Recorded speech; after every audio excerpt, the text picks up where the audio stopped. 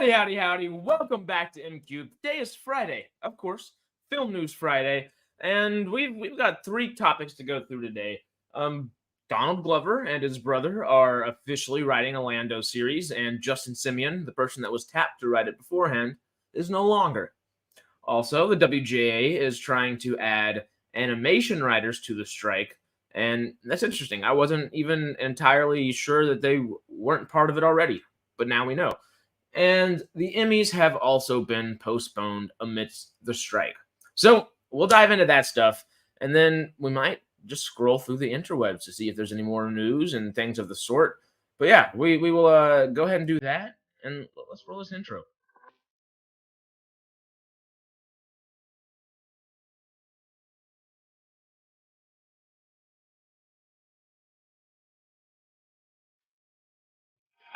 All right. So I know we're an hour and a half later than we usually are. There have been things going on today. There's been a lot going on, but good things. I just got out of the last, I think, stream for a certain YouTuber that I follow and stuff, and it was a really good last stream. Not like last stream final wise, but one of their last streams of like the category of stream they were doing. So and I paid for it, so you know, if it's the last one, I might as well get my money worth. But we are here now. We're back, and we've got a couple things to talk about film news wise. So let's do that. You know, I'm parched. I've been sitting here for an hour and a half, and I haven't even drinking any water. So excuse me. Got to try not to drop my own water bottle on my head because this thing would kill me. It is just a giant gallon of metal and water. And oh, look. I told Jamie I would put my sidetrack sticker on here. It's beautiful. It's beautiful. I'll have to remember to show him Sunday. Y'all have to remind me because you know, I am very liable for a brain fart or three or four or five or hopefully just one or two. But it tends to be two or three. Anyway, let's jump into these articles today. I'm going to bring them up so we can kind of scroll through them. The first one I wanted to talk about today was that Donald Glover, Childish Gambino himself, has been tapped to write the Lando Star Wars series on Disney+. So, let's read this thing. Lando is back, baby. Donald Glover, who plays a younger version of the iconic Star Wars character in Solo, is set to pen the series with his brother Stephen Glover. The series has been in the works at Disney Plus for quite some time. When Lando were first announced in December, when Lando was first announced in December 2020, Haunted Mansion director Justin Simien was attached, but he has since exited the project, according to Above the Line. Real quick, I feel bad for Justin Simien right here because he just gave Disney a pretty damn good movie with a Haunted Mansion. I know y'all probably just saw my out of theater reaction for it yesterday. I had a good time with it. I think it was really well done. Parts of it were spookier than I expected it to be. It's not like some groundbreaking film, of course not. But it's a really, really good family film. It's a really good like younger horror film. I think it's a great way for a younger generation to get into scary things, to get into that, and without it actually being like over the top or anything of the sort. Excuse me. Oh, howdy, Sci-Fi. How you doing, man? Should I just say Sci-Fi Quest, or should I say Quest or Sci-Fi? Is there a specific nickname you'd like to have? I can always just say Sci-Fi Quest all the way through. Anyway, I'm just thinking aloud. The thing that I am disappointed in here is that Justin Simien literally found out he was not writing the Lando series like today. He figured this out as these headlines were coming out. There are new headlines, and of course these headlines are saying like, oh, and Justin Simien exited the project. He didn't do it on his own volition. He exited the project because Disney exited it for him, which sucks. That sucks for the guy. We could delve in a little bit further and talk about how maybe some higher ups at Lucasfilm, like your Kathleen Kennedys and people like that, may have been involved in that because she's just had so many creative differences with, you know, the directors for the entire sequel trilogy, the directors for Rogue One, the way Andor was put together, a lot of different things. Almost every single project. Mandalorian Season 3, of course, is a pivotal example of that. I feel like she probably had a hand in this. But once again, I don't think this is a bad decision. I really like Donald Glover, and I believe his brother is Steven. We might scroll back down in that article for a second. Stephen Glover. Yeah, they're literally an Emmy nominated and winning duo of writers. So I think they're excellent. I just feel bad for Justin Simeon. You're tapped to write a Star Wars project, and a really interesting Star Wars project that could be really good, that bridges the gap between 2 generations ago, a generation ago, and the current generation. Not even that. It might even encompass 4 or 5 generations, more so than just 2 or 3. I feel bad for Justin Simeon. That being said, I still am excited, and even though I did just give Kathleen Kennedy a hard time a little bit, she's greenlit my favorite Star Wars project ever, which is Star Wars Rebels. Of course, that's got more to do with Dave Filoni than her, but she greenlit it nonetheless. I'm hoping that with the, I guess, honed in thought processes of 2 brothers that have lived together and have worked together for their entire lives, that the Lando series will be good because of that. I think they have good things set up. They literally have a Star Wars story to work off of. So everything they have there, they can continue on that story. And then you can kind of go to the sequel era and have Billy D come back in and do things of that sort.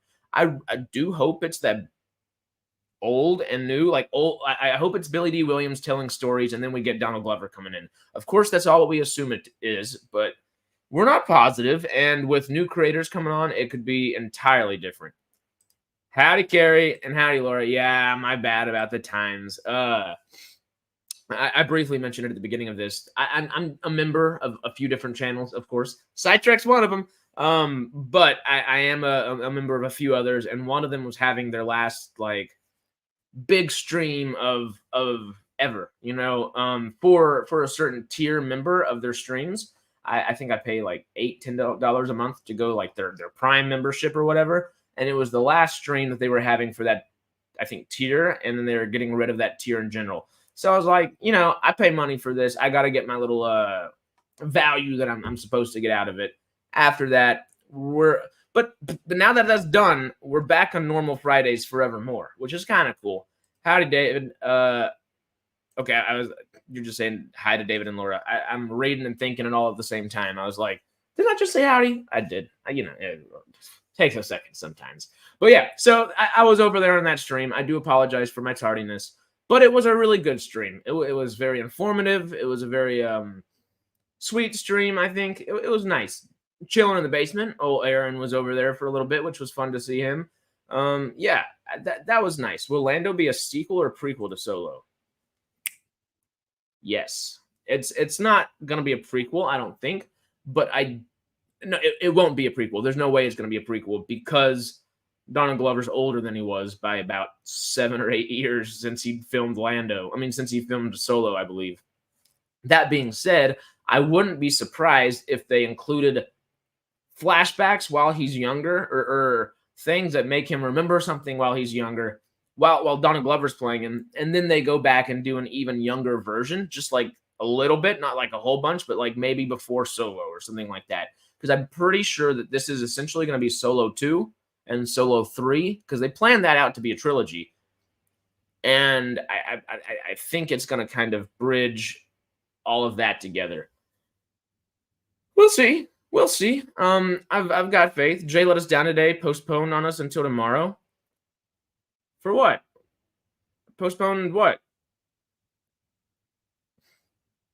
Was there supposed to be something today? I don't know. But yeah, we're starting to talk about it. So let's go ahead and finish the article while we're here, okay? Let me get the nasties out so I can talk a little better. I'm hoping my microphone was on mute for that, but it only is half the time. Well, we figure it out as we go, But the swashbuckling friend of Han Solo, Lando Calrissian, was first played on screen by Billy D. Williams in The Empire Strikes Back and Return of the Jedi. Glover took over in the prequel one-shoot Solo and will likely reprise the role in the upcoming series. While the plot of the upcoming Star Wars spinoff is currently kept inside of an Imperial vault, Glover's version of the character was last seen alone after losing the Millennium Falcon to Han Solo in the 2018 prequel. Okay, so 2018. I was thinking 2016, but that's Rogue One. So 2018, what? That's 5 years, running on 6 now. Interesting. Okay. Leaving its fate uncertain up until the point when they meet again in the Cloud City of Bespin. A young hero builds a name for himself. Glover's version of the character doesn't have the prestige his older counterpart has in the galaxy far, far away. Since he finds himself alone in a time period when the Empire was at the peak of its strength, he needs to find new allies who can help him get the power he needs to build a name for himself. While it remains to be seen who will stand up against the young gambler in his own series, Kira now holds an influential position in the Crimson Dawn Syndicate, a group of outlaws led by Darth Maul. Please bring back Darth Maul and Kira. Anyway, even if these antagonists don't make their own way to Disney Plus, characters like Jabba the Hutt and Han Solo himself were still alive during the time period when Calrissian was young. So that's the article. That's what we got. That's what we got. Any other thoughts? Would be perfect fan service to include the Millennium Falcon. If they do this series and don't have Alden Ehrenreich back as Han Solo, I will legitimately be angry. I mean, I understand Kathleen Kennedy being, well, we want to only have the, no, actually, I don't understand. Understand was not the right term. I do not like that she tries to, I don't dislike deepfake Luke Skywalker. That being said, it opens up the door for all this AI talk and everything like that just to like shove its way into the zeitgeist right there. And I don't want that to happen. I still think Sebastian Stan would be a better young Luke than, oh, I forget the guy that's playing him right now, but the guy that's playing young Luke, that he's not really talking or actually acting that much. He's more so just choreographing all the fight sequences and the walks and things like that. So whenever Mark Hamill comes back in and does the same thing, he can do it, and they can really focus on capturing his voice, capturing that performance, and applying it to the younger Luke or the younger actor that is playing Luke, and they apply Mark Hamill's face and everything to him. Such an interesting process. Yes, you got to have the Falcon. And okay, real quick, were y'all fans of Solo in general? And second part to that is, were you fans of Alden Ehrenreich's portrayal of Han Solo? Because I think I enjoy Han Solo as a character, of course, but Solo the film a hell of a lot more than your average Joe. Part of that is just because I love kind of what they did with Chewbacca in some senses, and I really like how they brought Darth Maul back without putting him too much into the forefront of things going on in the galaxy. So it makes sense that he would still be hidden. And of course, I'm familiar with all the crime syndicate and everything like that, him running Crimson Dawn and everything of the sort. I think if we were able to get that on screen, it would be amazing. Like absolutely amazing. If we get Ray Park and Sam Witwer to go voice Ray Park again, makes my Star Wars heart happy so much. And Donald Glover and Stephen Glover, the brother, are both phenomenal writers. So as sad as I am for Justin Simeon, I'm pretty excited for this. I honestly, I really like a lot of the ways that the Acolyte sounds like it's going to be. And then I also feel like I'm a big fan of a lot of the things that Skeleton Crew is going to be. But I think the Lando series, just with this singular announcement, have overtaken my excitement for both of those series. It's okay and not really for actor of Solo. Interesting. Why not for Alden Ehrenreich? Did you not feel like he got the sarcasm or the swashbuckling down? I guess where did he fall short is my question, because I don't think he fell short. I don't think it's necessarily the exact same portrayal, but it's similar enough where I don't mind it, But I'm always interested to hear what people think, on different perspectives. So then we have full context to really decide and decipher what we're thinking, Solo fan, yes, and no State of Falcon at end was heartbreaking. LOL. Yeah. But at least Solo got it and was able to keep moving, That's this little icing on top, It's nice. It's not too shabby. But yeah, no, I enjoy Solo more so than I typically think people do. That being said, I do like how Ron Howard came in and finished it. I think it's a very straightforward, not I almost said series, a straightforward film because of it. But I really, really, really would have liked to see what Christopher Miller and Phil Lord were going to do. I think Schmook actually said something similar in his Ticket or Skip It that we put out this past weekend, which if you haven't seen, go check out, of course. And we also had a Barbie Ticket or Skip It come out today that Schmook put out, so check it out. But that being said, of course, I am generally just a fan of everybody that was in that project, which probably helped my likingness of it, my likedness of it, I guess. Yeah, I don't know. I'm pretty excited for it. This has kind of raised itself right under all the animated projects that are coming out for Star Wars, of course. I love the Star Wars animation. And then Ahsoka. And I'd probably still say Mando Season 4 would be probably right above this whenever we get that, you know? But then Skeleton Crew's right behind that and Acolyte right after that. I'm not even sure what else is going on anymore. I don't know if they're doing that Droids project. I don't know what's going on over at Star Wars. Just didn't seem as charismatic as Ford.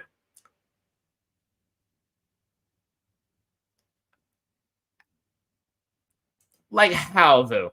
Because I love Harrison Ford, but he's not charismatic at all when he's acting as like Han Solo. Indiana Jones is a lot more charismatic. Okay, well, he's not charismatic. That's not the right word. Just as an actor, he's like he's subtle with his charisma. He oozes charisma without oozing charisma. If you know what I'm trying to say, that I didn't say it right at first, but he doesn't seem all that charismatic, but he can do so much with so little. And I think Alden Ehrenreich fits that as well. It just wasn't necessarily on the same page of charisma, if that makes sense. I don't know. I see what you're saying. I don't know. It just brings more questions to my mind, you know? As things do. But let us continue on. If we want to loop back to some Star Wars talk, you know I'm ready. You know I'm always ready. And Dave Filoni talk, I'm wearing, I think the Wan Shi Tong episode of Avatar was a Dave Filoni episode. I might be wrong on that, not positive, but I'm pretty sure. So if we're talking Dave Filoni, I'll always come back. But another article for us. Let me just double check how it looks. The WGA East looks to add animation writers to the union after the strike. So that just before we jump into it, I thought it was an interesting headline. I haven't read the article yet. I know it's not that long though, thankfully. I'm sure there are animation writers that are already in the WGA, but those are the folk that write both for animation and for TV, for syndicated television. The first example that comes to mind where like an animated writer wouldn't be is like for Rick and Morty. Not the best example, but it's the example that came to mind, so we're going to use it. Dan Harmon, the creator of Community, of course, is part of the WGA, I think, I'm assuming here. But I would assume he's part of the WGA because he writes for Community. He might still write for Community. They are putting together a movie for it. But he's done plenty of live-action projects, is what I'm trying to say. That, and he also is the writer for Rick and Morty. I don't know if Rick and Morty is a WGA-approved associated project. I'm not sure how that actually works. And this title alone has made me kind of rethink how all those little things work. Justin Roiland, on the other hand, the other co-creator of Rick and Morty,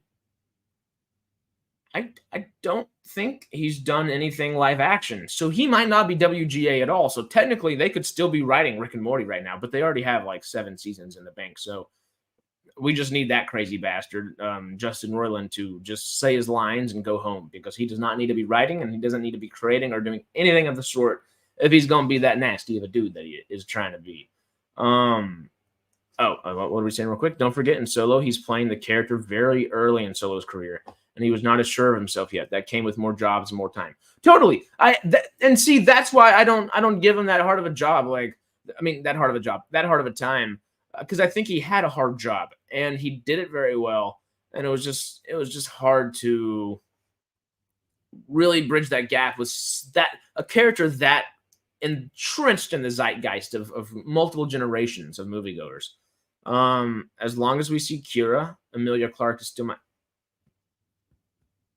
Emilia Clarke will always be my Khaleesi. I really hope, just a little off topic, but we don't have to go too far on it. The Jon Snow Game of Thrones continuation series that Kit Harington has pitched and brought to HBO. I really hope that actually gets going after this strike. And well, technically, House of the Dragon's still going. So maybe they're still working on like the pre-production aspect of things. Fingers frickin' crossed on that one. So yeah, if we get that and we get Emilia Clarke to come back, because Drogon 1,000% would have brought her body back to Valyria and would have revived it. We saw Jon Snow be revived. I can't even speak anymore.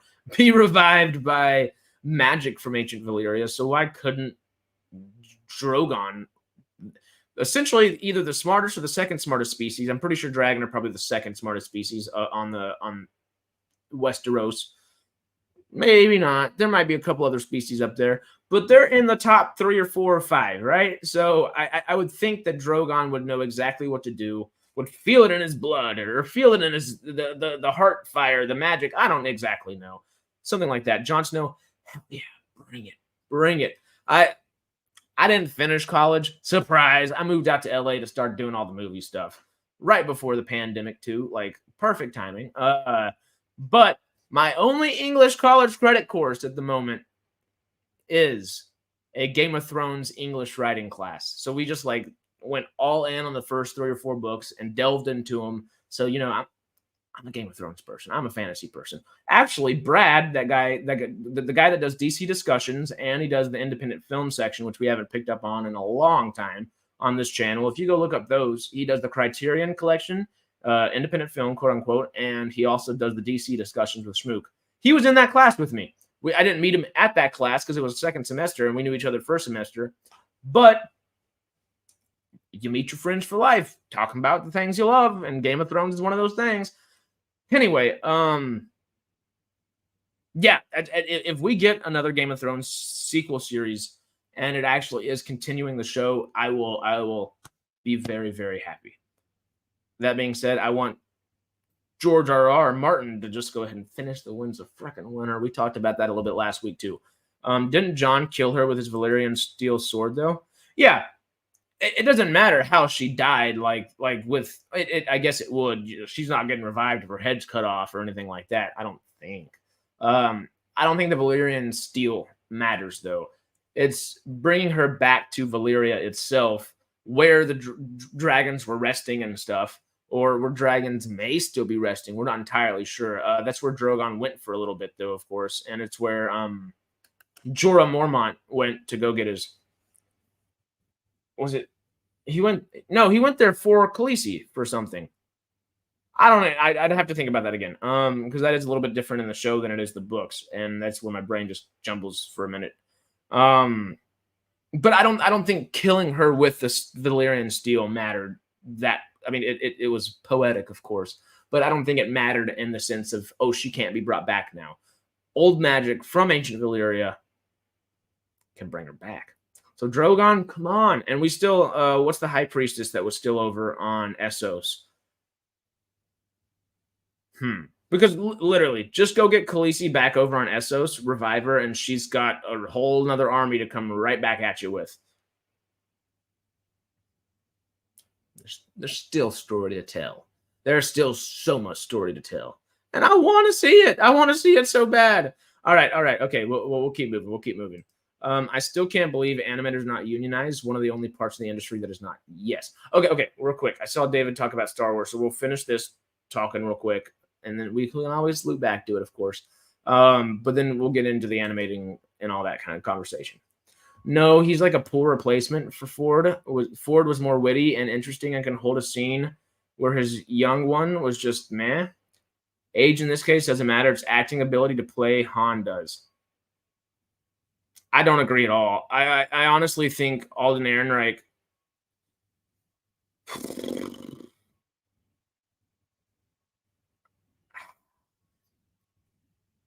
He's not a better actor than Harrison Ford. That's not what I'm trying to say. But Alden Ehrenreich's range is 10 times what Harrison Ford is.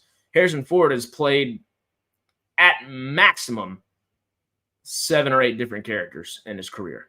And it's not necessarily that, oh, they're all like legitimate, like different characters. He played plenty of different characters, but archetypes of characters, Harrison Ford has a wheelhouse, and the furthest he's ever gotten out of that wheelhouse is Shrinking on Apple TV Plus, which still makes me want to watch it a lot. And that's comedy. He doesn't leave his wheelhouse. He's very comfortable with where he's at, and he's excellent with where he's at. But Alden Ehrenreich, he did Oppenheimer, he did Hail Caesar, he's done a whole bunch of other things as well, and he's worked with arguably just as many acclaimed directors as Ford has in literally a third to half the time.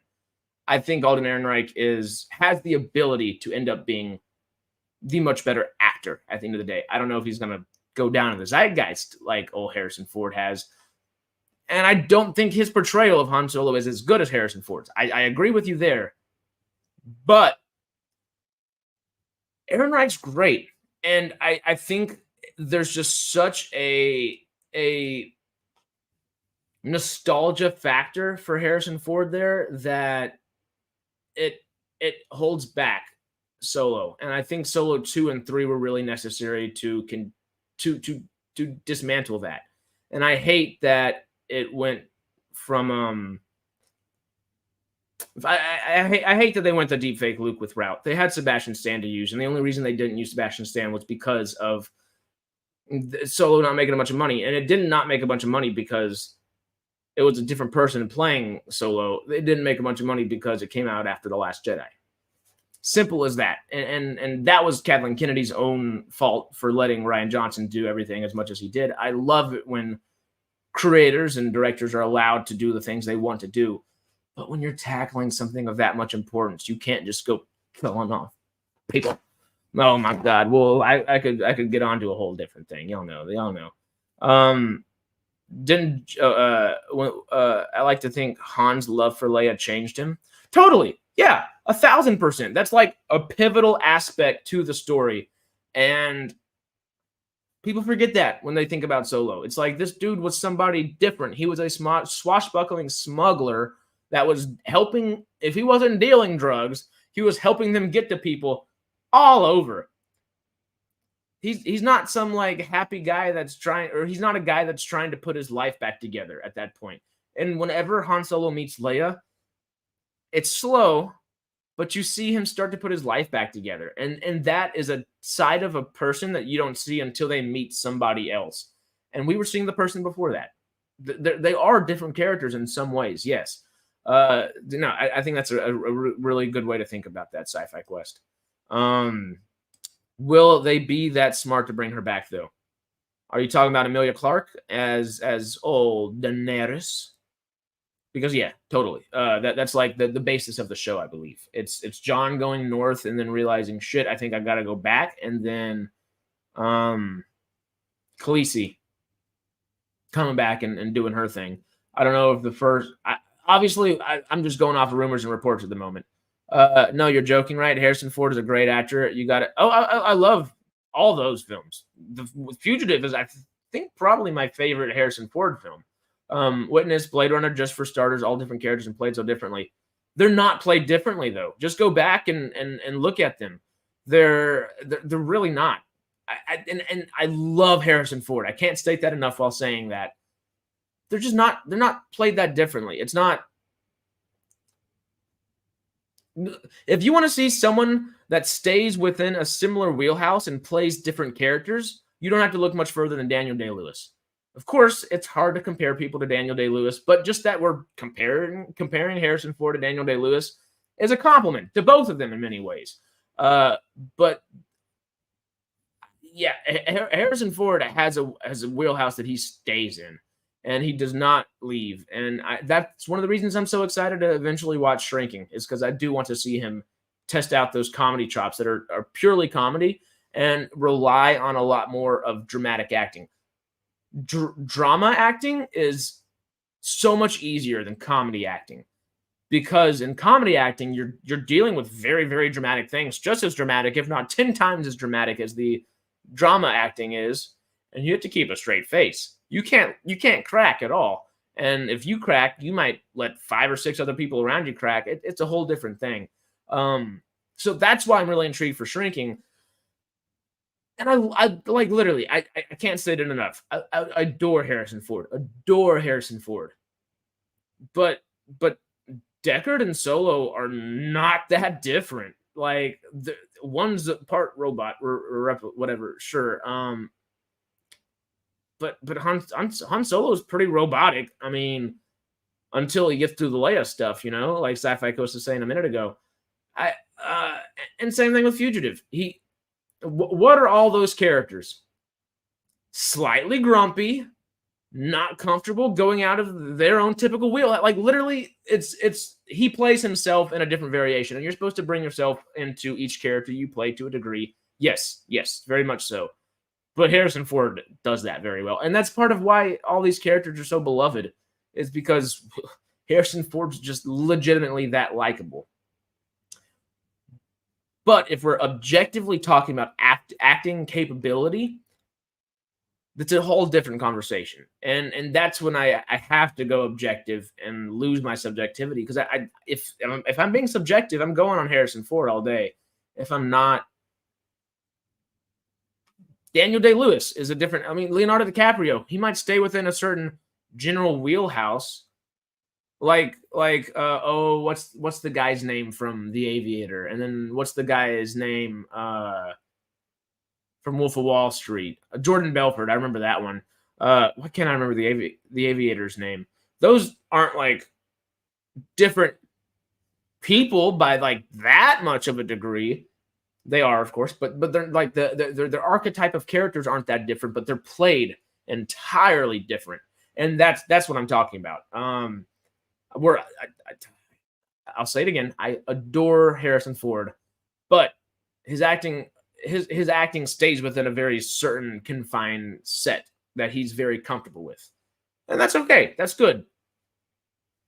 I'm probably like that most of the time. I like to do some character thingies, so whenever I get the chance to be something like more weird and fun, let me do a little Johnny Depp on it. But that being said, we shall continue on. There's a lot of book between the movies that build their relationship. Han and Leia. Oh, totally. Sorry, Kathleen Kennedy quote, forgot there's no source material.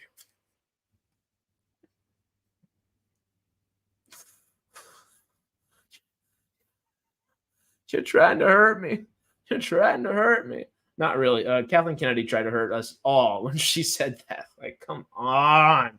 Oh, I still can't believe that came out of an executive's mouth. But anyway, beg to differ, but how is playing a doctor on the run like playing an FBI agent? They're played completely differently. Richard Deckard is not funny at all in Blade Runner. Han, a witty character.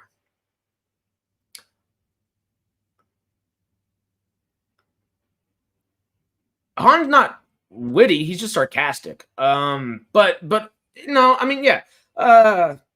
There are differences. I'm not saying there's differences, but it doesn't leave a wheelhouse at all. Like if we're going back to Daniel Day-Lewis, this isn't Gangsters of New York versus Last of the Mohicans. This isn't There Will Be Blood versus A Phantom Thread. Those are completely different wheelhouses. He plays different characters. Yes, I'm not saying he doesn't play different characters, but they're all in the same wheelhouse. They're not that far off, which once again is why I'm excited for the Shrinking show whenever I eventually get to see him do all the comedy aspects of his career now. Not sure if I would want to be anywhere in the vicinity of Harrison Ford is piloting a plane. That too. For someone that's so good at flying the Millennium Falcon, if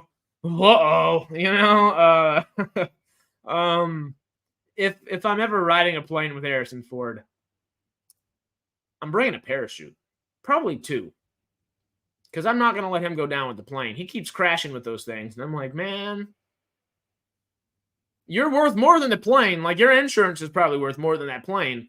Just go on. Han's just a scruffy-looking nerve herder. He is. And David, I'm not trying to diss on Harrison Ford at all. I hope you get that across because you know how much I love Star Wars. I've got so much Star Wars stuff back here anyway. I literally have a Star Wars wall right here. Is there not a Millennium Falcon? Okay, there's a Millennium Falcon in the hangar on Tatooine right there. I was like, I know. Okay, wait, hold up. I'll be right back. I'm bringing these off the wall real quick. Oh, it's going to be difficult putting them back on. But I've got a couple fun little Star Wars things over here. I've got Millennium Falcon. What is this? I think this is all Tatooine. Yeah, that's a sandcrawler. I thought it was a ship for a second. That's a sandcrawler, though. And then the bottom, I guess, is just Tatooine. At dusk. As day's going down. I got one more over here, though. Oh, let's see if I can get this back on my wall. Hey, it went right back on the wall. Hell yeah. Okay. And then over here, we've got our little Death Star run. We've got our trench run in the Death Star. Da-da-da, da-da-da. It's great. It's great. I love this thing. Who's scruffy looking? Wait. How did I do this? Oh, okay. This is different. I haven't taken those things off the wall in like 2 years, and I completely forgot they have different backs on them, so it just really threw me off for a second. And then above each one of those, above the first one I showed you, I've got an Imperial Stormtrooper with a couple AT-ATs and chicken walkers in front of them, like juxtaposed, like very smallly in front of them, which is great. And then I've got Darth Vader with his TIE fighter shooting at an X-Wing under there. That's cool. It's cool. And that's on top of the other one. So, I got to have some stuff. I really want to get a few other things framed. I have some really cool Avatar posters that I want to get framed.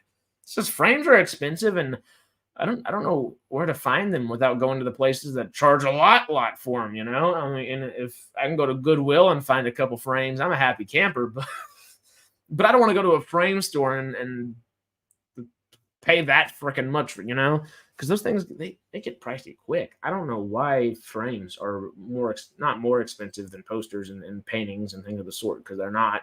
But I guess it keeps that beautiful poster or painting or whatever, that piece of art, safe and something like that. So I guess it makes sense for it to be a little expensive, but damn, it's pricey. I literally 2 years ago I got a bunch of great posters at LA Comic-Con about Avatar.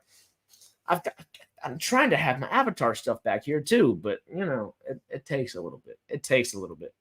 I used to build my own frames. I'm not a bad carpenter. I've built 500, 600 pound planter tables. I've built entire labeling little things for gardens. What the hell do you call those? You put like whatever the vegetable name is, and you put the little picket in there. Little naming pickets or whatever. I don't know. I've rebuilt an entire obstacle training course. I've done a decent amount of woodwork, metalwork, leatherwork, etc. in my life, but I don't know if I could build my own frames. I'm more of the show me the blueprint and I can figure it out kind of thing. When it gets into the artful aspect, because if I was going to try to do that, I would try to make the frame, have 3 tiers or something like that. Have not tiers, but like levels, layers kind of thing, where, frames will have like an artful kind of hump to it or something, where that it's been dialed back and sanded back and it looks nice. I would take way too long doing something like that. I could do it. It'd just be way too long. I'd rather just be a cheap bastard and buy some frames. I would rather probably build them all, but for the sake of everything, I'd probably just try to find some cheap ones somewhere. I think there was a comment that we were going to go back to.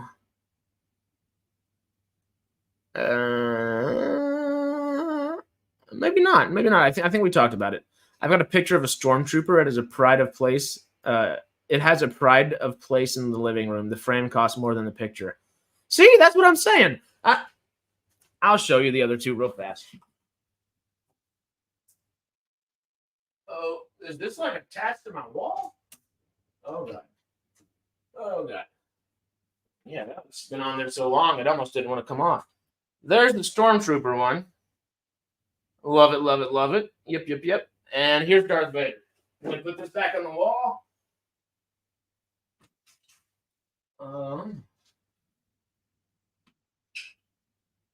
Shoot. Oh, that's gonna take a little bit. Okay, I'm gonna do that after the stream. These backs are not very well made, which is why I think it was so nestled up next to my wall. And then there's old Darth Vader with his TIE fighter fighting an X-Wing down there. I'm assuming Luke. There we go. I'll put both of those back up after the stream, though. Oh, another thing I need to put up on this, which you can see it better when I'm standing up. You know, I have my standing desk, and I don't use it as much as I used to. I should get back into that habit, though. But I got a good old Marvel thing up here with all the Avengers. It's like the comic versions of the Avengers, though, but I like it. I like it. Yeah, I'm just thinking. I have a bunch of fun little things that I've been trying to add slowly but surely. Where's this one? There we go. If you look over here, I added a couple things the other day. This is a little BB-8 right here. Of course, still have the Mass Effect, and that's little Pokemon right there. Then here is Spider-Man Across the Spider-Verse. That's not Spider-Punk. He's on the other side of that. I have Miguel O'Hara right there. Of course, here's my Top Gun Maverick popcorn thing. A little Avengers again, all in like little patches that you would put on like a shirt or something. And then down here, there's the child, old Grogu himself. And then I got a bunch of comics on the next layers, you know. All the comic books that I've been given while I've been out here. I haven't actually bought any of those, besides some things from Comic-Con, which is nice. What do you think of the plan to CGI the space battles for the OG trilogy? If done right, it could be awesome. Yeah. Those are my thoughts. No, I agree with you. If right, it could be done awesome. And I think they really could make it right. Because one of the things that they did the best, I think, with the prequel trilogy were the space battles. For something, oh god, my hair is going crazy. I'm looking like a blonde Albert Einstein. Ah! Not anymore. But oh, something in the eye. Hold up. Oh god, I can't think if I got something in my eye. What did I do? I got some dust. I don't know what I got. Something. CGI space battles. There we go. I'm back. Sorry, that super distracting. And now it looks like I'm only stoned in one eye, which is kind of funny. I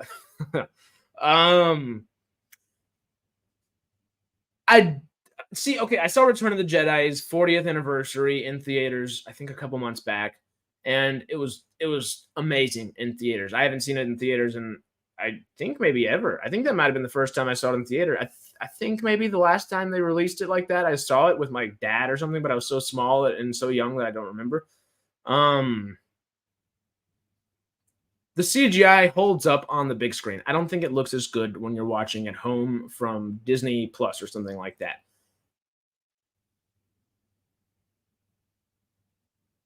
It doesn't look bad though necessarily. I think with more CGI added in, all the stuff that doesn't necessarily look great but doesn't look bad either, you know. I think it may come together better in that sense, where I would be okay with it. I think I'm if done right, it could definitely be awesome. But I think it would be more than just like the coolness and the looks and the aesthetics of it all. I think if they were able to do that and do it well, do it right, make it where all of us fans were happy, it would make the newer versions that we all tend to watch now with the CGI Jabba the Hutt, with the extra little dance and stuff scenes and stuff like that. I think it would make more sense. I think the CGI wouldn't feel as jarring. There wouldn't feel like there was a disparate between the CGI and the live action puppeteering. I think it would be good. I really do. I like that idea a lot. Took me a second to get to that, but I think I like the idea a lot. Yeah. All right. Well, let's get back to talking this stuff. We can talk nerd stuff all day. You know I like it. You know I can. Anyway, this is a short article. It's only about this long, and let's just dive right back in. So the WGA East looks to add animation writers to the union after strike. Oh, after the strike. Oh, see, I didn't even read that part of it. I was skimming through the headline, and I was just thinking that they were trying to do it right now, which would have thrown a freaking wrench in the studio's plan. But I guess you can't do that kind of stuff that quickly, and it takes time. Sorry, my hair is frustrating me now. Not really. I just never know what to do with it. Here we go. As the studios refuse to budge and give in to the very understandable demands of the WGA and SAG-AFTRA, the unions continue to brave the summer temperatures and take to the picket lines. The latest update in the fight for fairness comes with animation writers hoping that this already historic strike will prove to be doubly so as they seek to be added under WGA protection in the future. While the ball started to roll in August of last year when over 1,500 WGA members signed a promise to their fellow scribes that would see them welcomed to the union, the recent announcement strike is laying the better groundwork to make the promise a reality. Although some animated shows are continuing with business as usual, as their writers are not members of the union, others, including 20th Animation's Family Guy, Bob's Burgers, The Simpsons, and American Dad, as well as Netflix's Big Mouth and Disenchantment, are protected under the WGA. Okay, I thought some would be. Thus, these writers have already stepped back away from their desks and computers to pick up signs and march alongside their fellow strikers. During a gathering this week in New York City, outside the Warner Bros. Discovery's offices, WGA East Animation Caucus co-chair Susan Kim addresses the growing crowd and promised them that once the current WGA battle is over, we are circling back to animation. Further bolstering the hopes of those animation writers in attendance, Kim asked them to register their names to ensure that the union would connect with them later in the year. Not always pals. Okay, get a mullet, LOL. I couldn't do it. It would be kind of funny, but I just couldn't do it. Didn't you say something earlier about animation stuff? Sci-Fi Quest, or am I going crazy?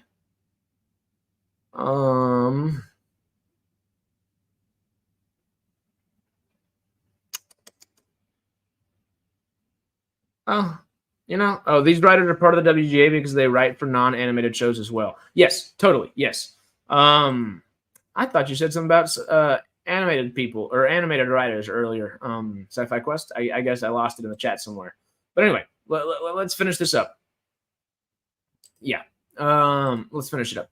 Not always pals. Although the current pressing issues with the major studios Hollywood have been a catalyst for bringing those in the entertainment industry together, the relationship between the WGA and animation writers hasn't always been a chummy one. The bad blood between TAG, the Animation Guild, and they have one?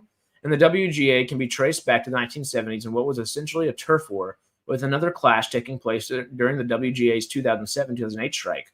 In even more recent history, the WGA stirred TAG up when the union suggested that those live-action writers who were put out of work due to the COVID-19 pandemic simply cross into animation. But now that SAG-AFTRA and the WGA and TAG all have a common enemy in the studios and how they plan to move forward with the future of the industry, there's a great chance that differences will be put aside and historically monumental crossover will fall into action. Okay. That makes sense that they're not always on the same side, that they've essentially had turf wars at times.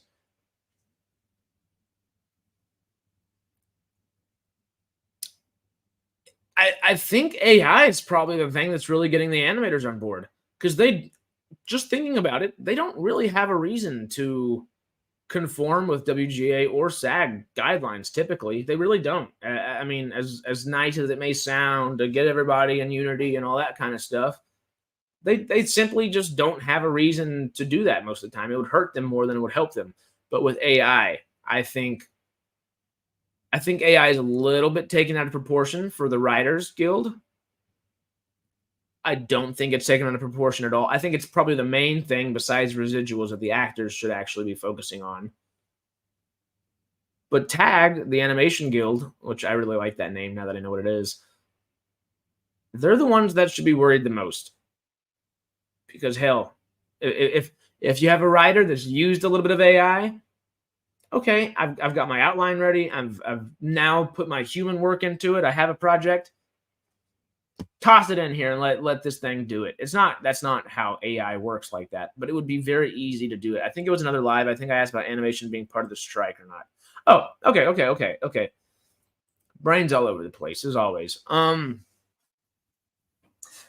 Yeah, I agree with them coming in and trying to say, hey, we need some help. Teaming up against the people that pay you is not typically the best way to do things always, but it is effective. And I'm hoping that will at least be effective in them being able to keep their jobs or at least alter their jobs and keep them moving forward, because we don't know what any kind of job field is going to look like in 5-10 years, much less any time past that. Interesting. I'm just thinking now. I think AI is needed to be in the conversation so that it doesn't get abused when it does become a more reliable tool. Yes, and that's where I'm with all these unions striking. Not a member of any, close to being a member of one. I'd like to be a member of the WGA more so than SAG-AFTRA, but I gotta publish a couple things first. You know, that pesky publishing. Help! I'm a fish. What? What? Is that a reference to something? Help! I'm a fish. I don't know if I said it right either. That's just how I read it, and it made me laugh. Obviously, agreed, John. Yeah, I love AI. I'm Matt and I talked about it the other day, and we talked about it with Jamie, I think, last week in a live stream, maybe 2 weeks ago now, where Matt and I were arguing for AI. Jamie was arguing against. It's obviously weird to have me arguing for AI as an actor who aspires to write and direct and produce. The producing maybe makes sense there. The directing even to a degree, but the writer actor not so much. But I really think, writing wise, it's the great equalizer. Just as scary as it is and scary as it can be, it's the great equalizer where people in Nigeria, people in India, in Tollywood and Bollywood, people in Nollywood, people all throughout Europe, anywhere you have a cell phone connection, you have AI as a tool, which means you have more than just the internet. You have an assistant with you, which is pretty damn cool. And that just streamlines work for everybody, which I like a lot. And I think that might bring us a whole new generation of George Lucas's versus like the Brat Pack, where it's just George. Is it the Brat Pack? I think was the filmmakers, because the Rat Pack is singers. Brat Pack was Francis Ford Coppola, Spielberg, Lucas, one or two others. I can't remember who else. Coppola, Spielberg, Lucas.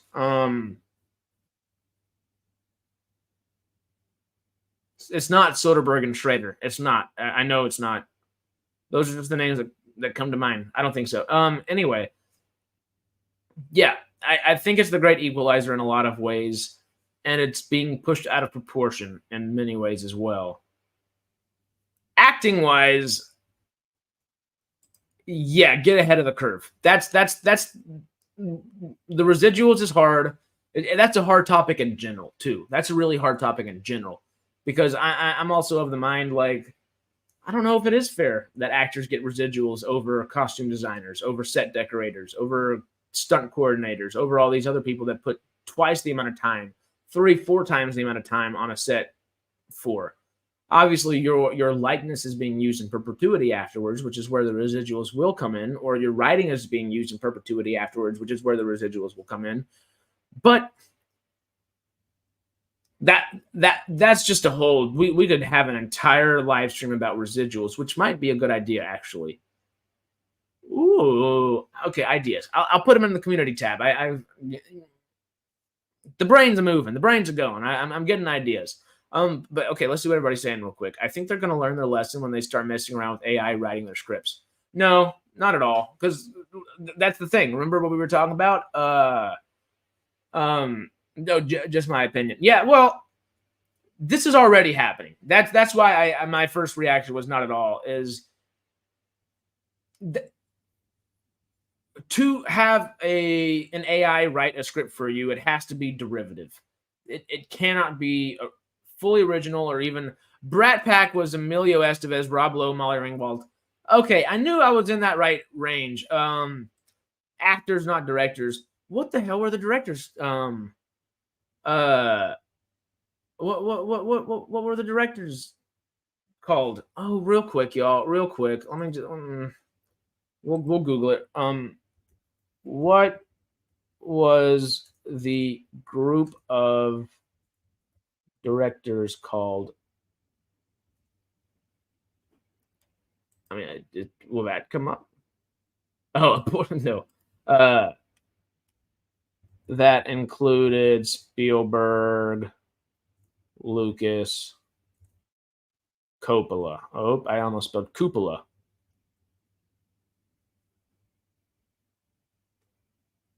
The movie Brats. Oh, they were the Brat Pack, but it was the movie.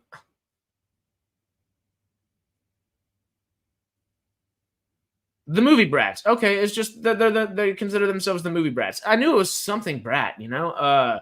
But yeah, Brat Pack was all of them, which I love Emilio Estevez. I wish she was in more stuff. I like everybody else in there, but Emilio Estevez, I just wish she was in more stuff and not like not Ducktales, whatever the hell the what is. How'd you know exactly what I was thinking of? How'd you know exactly what I was thinking of? No, legit. I think my favorite two westerns are, depends on the day you ask me, but either The Outlaw Josie Wales, Clint Eastwood, and Jeremiah Johnson, Robert Redford. And then nestled beautifully in number 3 is Young Guns. And I even have a big soft spot for Young Guns too. I think it got a little too harsh to reviews. I understand why it did, I guess, but oh, it still sits pretty with me. It's not in my top 5, maybe even 10. Young Guns 2, but Young Guns is number 3. And also, John Fusco, the guy that, wrote and directed Young Guns, follows a certain somebody on Twitter that day, because he also wrote and directed Hidalgo and a slew of other really good movies. The day John Fusco followed me on Twitter, I was freaking out. I was like, I called my dad. I was like, you won't guess who the hell just followed me. And he was like, well, I don't care. First of all, just tell me. I'm like, all right. But it makes me very happy. I love Young Guns. Fusco's amazing. Who is your favorite character in Young Guns? Because mine's not Billy the Kid, aka Emilio. Tombstone's up there. I don't know if Tombstone's in my top 5. It's in my top 10 though. Whenever I was a little heftier, I guess, not super hefty, but like high school, early college days before not early college, because I got really hefty in college. When I wasn't super hefty, I was still working out a lot, but Papa still ate, I got compared to Val Kilmer a lot. And then I grew a mustache out for the first time, and then they were like, actually, you just look more like Fat Goose. It was always because of the haircut. I always had a little bit of a Top Gun haircut. David, how'd you know? Chavez in Young Guns is maybe one of my favorite fictional characters in all of everything. In literally everything. LDP for life, man. When I figured out LDP was an SGU, that alone shot how much I liked SGU up a lot. Like a lot. I didn't necessarily like the character he played a bunch, but he brought a certain level of gravity and levity to SGU that I didn't think was capable in the Stargate universe, and that made me very happy actually watching that. Not while watching it, after the fact, after an episode, I was like, damn, I can appreciate him, but every time he talked on screen, it pisses me off, which hurts because I just can love him and everything else, and literally everything. But his character pisses me off in SGU, but in a very good way. Doc and Young Guns, Kiefer Sutherland. He's up there. He's up there. I hmm. I would say Chavez y Chavez, Billy the Kid, and then Doc Holliday would be my three favorite characters of both Young Guns and Young Guns 2. Obviously, those are your three favorite characters, but in that order, I think I like them. I mean, Charlie Sheen was great in the original Young Guns as well. And I really like, oh, I can't remember the actors' names, but they weren't brothers. They just were very similar characters and they looked kind of similar. But the dude that I can't even make fun of someone with a big old lip in, the dude with a always had a dip in that would talk and in between like everything he was saying in Young Guns, and then the other guy, and they both go out in a blaze of freaking glory at the end of Young Guns. It's so freaking good, so freaking good. He's an awesome actor. Loved him in Longmire. Longmire is Charlie's Really Bad Death. Yeah. Yeah. Longmire's amazing. So how I feel about Lou Diamond Phillips, if he's in a show, I'm liable to watch it. Like if I see Lou Diamond Phillips as part of a project, there's a good chance I just press play.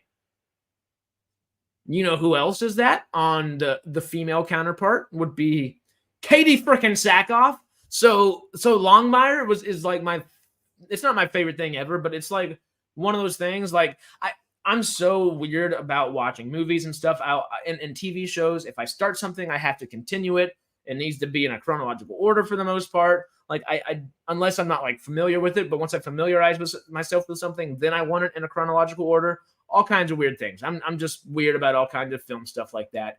And it just comes with loving the territory and then having a lot of opinions, whatever it is. I don't like just tossing on shows in the background. I don't. I rarely ever do it. But if I have a show that I can just toss on and try not to pay attention to, but just look over and smile, it's Longmire. I love Longmire. I don't think I ever finished it, and I think that's one of the reasons I can kind of just toss it on and like not truly care about it, because if I was going to watch it from season 1 through I think season like 7 or 8, however many they ended up doing, I would be all in. And I might have to do one of those Wooger watches for Patreon over Longmire. That might be a good one. Tell me that after watching The Triangle. LOL. I just went over so many different things. I don't know. Tell you what. And also, what's The Triangle? I don't know. I found that LDP got more roles after he was in that reality TV show about surviving in the jungle with other lower grade actors, not A-list. What? What the hell is that?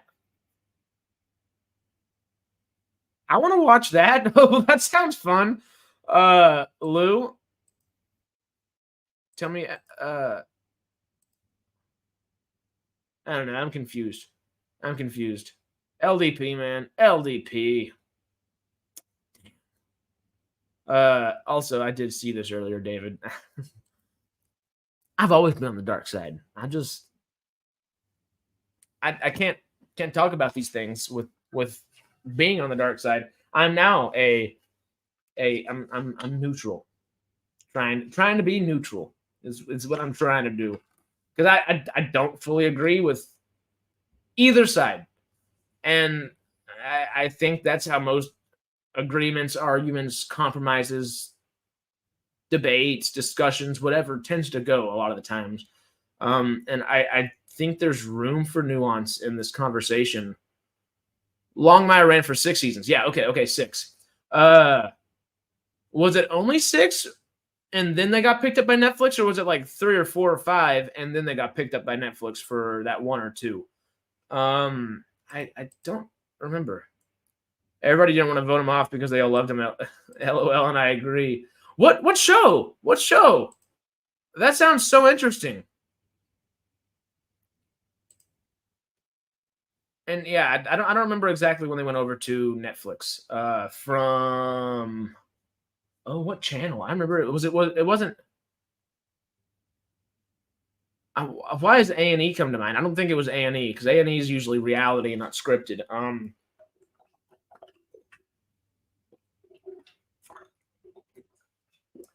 Whew. Lordy, lordy, lordy. Fear leads to anger. Anger leads to hate. Hate leads to KK. LOL. Yep. Sounds about right.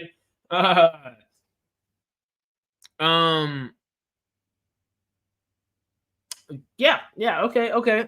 My brain just went straight Lou Diamond Phillips for a little bit.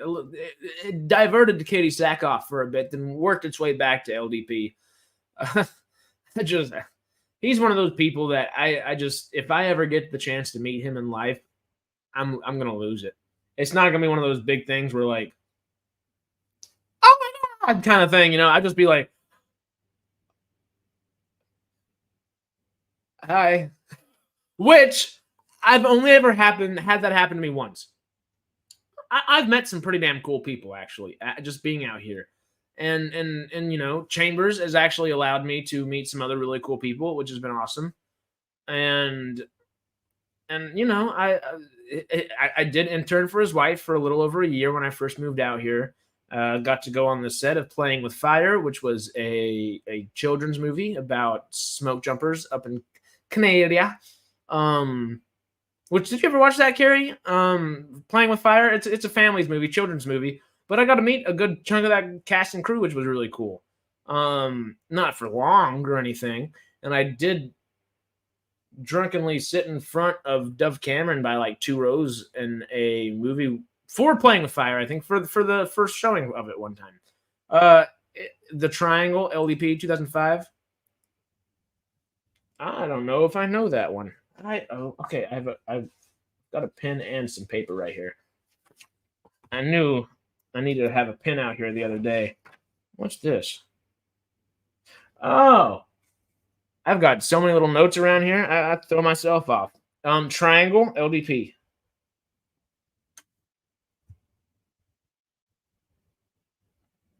Watch in all caps, so I actually do it. I prioritize things for myself by if they're all caps, mostly in caps. If they're caps with a little asterisk next to it, or what, you know. I'm a celebrity. Get me out of here. That's actually a really great name. I kind of want to. It makes me want to watch it even more. Okay, writing it down. I'm a celebrity. Get me out of here.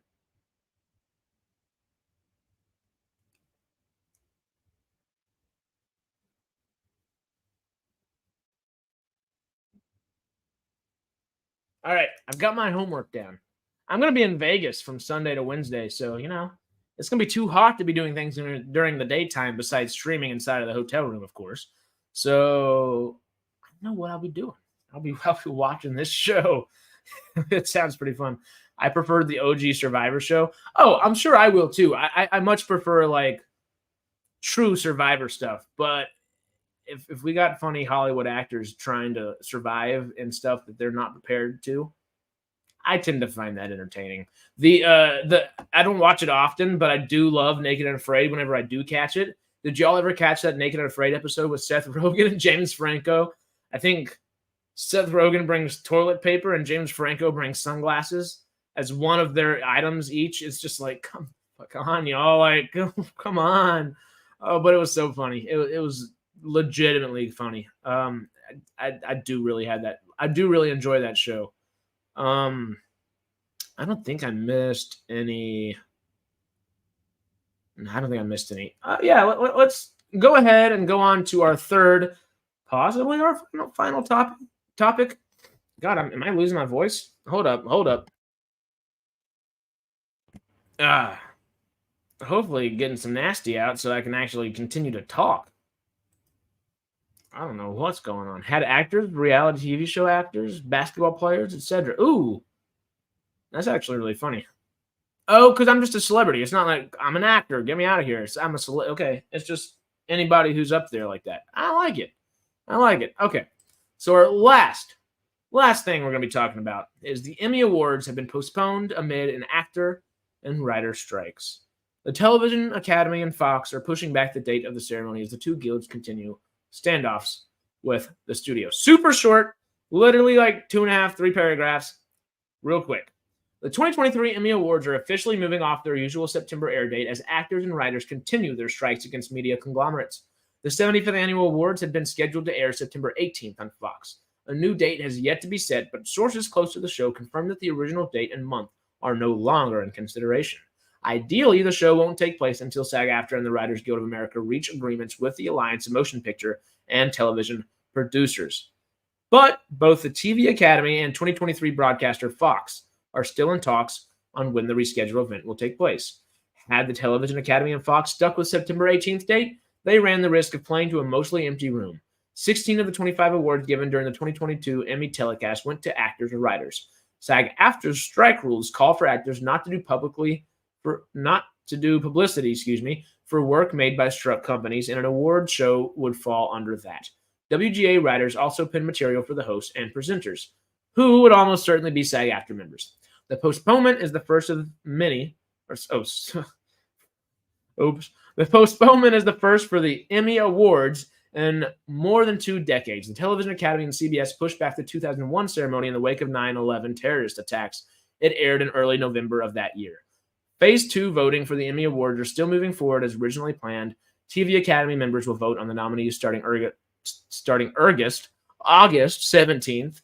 Whether the 2023 Emmys are actually handed out in 2023 is still up for air at the moment.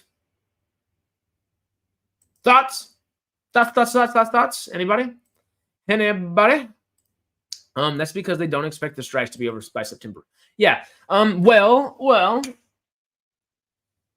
there's a good chance the SAG-AFTRA strike aspect of things will be over by then. I'm honestly kind of surprised we're still talking about it. There were people that were saying 6 or 8 days after it started, it should be over. And that was like 2 or 3 days before it started.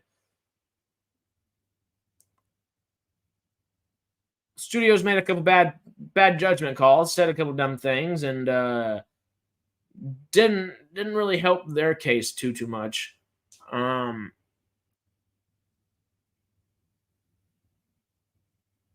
And I think that's pushing and prolonging, I guess, the SAG-AFTRA strike. But I still don't see it lasting for another month. I really don't. I don't think it's going to last till the end of August. I would hope it wouldn't last till the end of July, but that's probably going to happen, of course. I don't think it'll last till the end of August. The writers, though, that's difficult. That could last until the end of the year, and that'll be really weird and difficult. The way that I think SAG would be prolonged even more is just if I think the AI stuff is pretty easy to work through. I think that's fairly straightforward, and I don't think that's what's truly holding them up. I think residuals is what is holding everybody up. I don't know. We've got some insight with Greg, and we got some insight with Chambers from the past 2 weeks. But obviously, I can't speak to that because I'm not one of the people deliberating these discussions between the two. It's interesting to see. Give them what they want and get back to work already before you go bankrupt. For the most part. But that's the thing. That's what's hard with residuals, particularly, is if you give them what they want, everybody goes bankrupt. Like, that's the thing. If you give them what they want right now, outright, Netflix goes bankrupt. If Netflix goes bankrupt, Disney Plus, Hulu, Paramount Plus, all these others go bankrupt as well. That's what complicates this a lot. Is there's not a proper way to do residuals within streaming, and that's what they're, of course, trying to figure out. And it's just such a complex topic. We can go into the concepts of it, but I don't know if I can. I'm not receiving residual checks myself for really anything. And if I were, I think I could use that as a better starting and jumping off point for the conversation. But it's interesting. When you have people like the Disney eras pushing for their compensation against the CEO, that says something. There's a fine line between giving them what they want and what they deserve.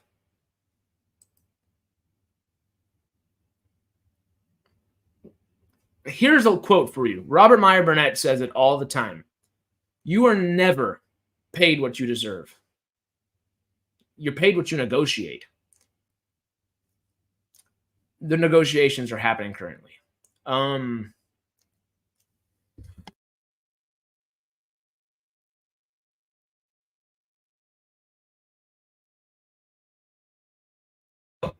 Oh, I felt that fourth one coming. I was like, oh God, oh God, oh God. That's my point. Yes.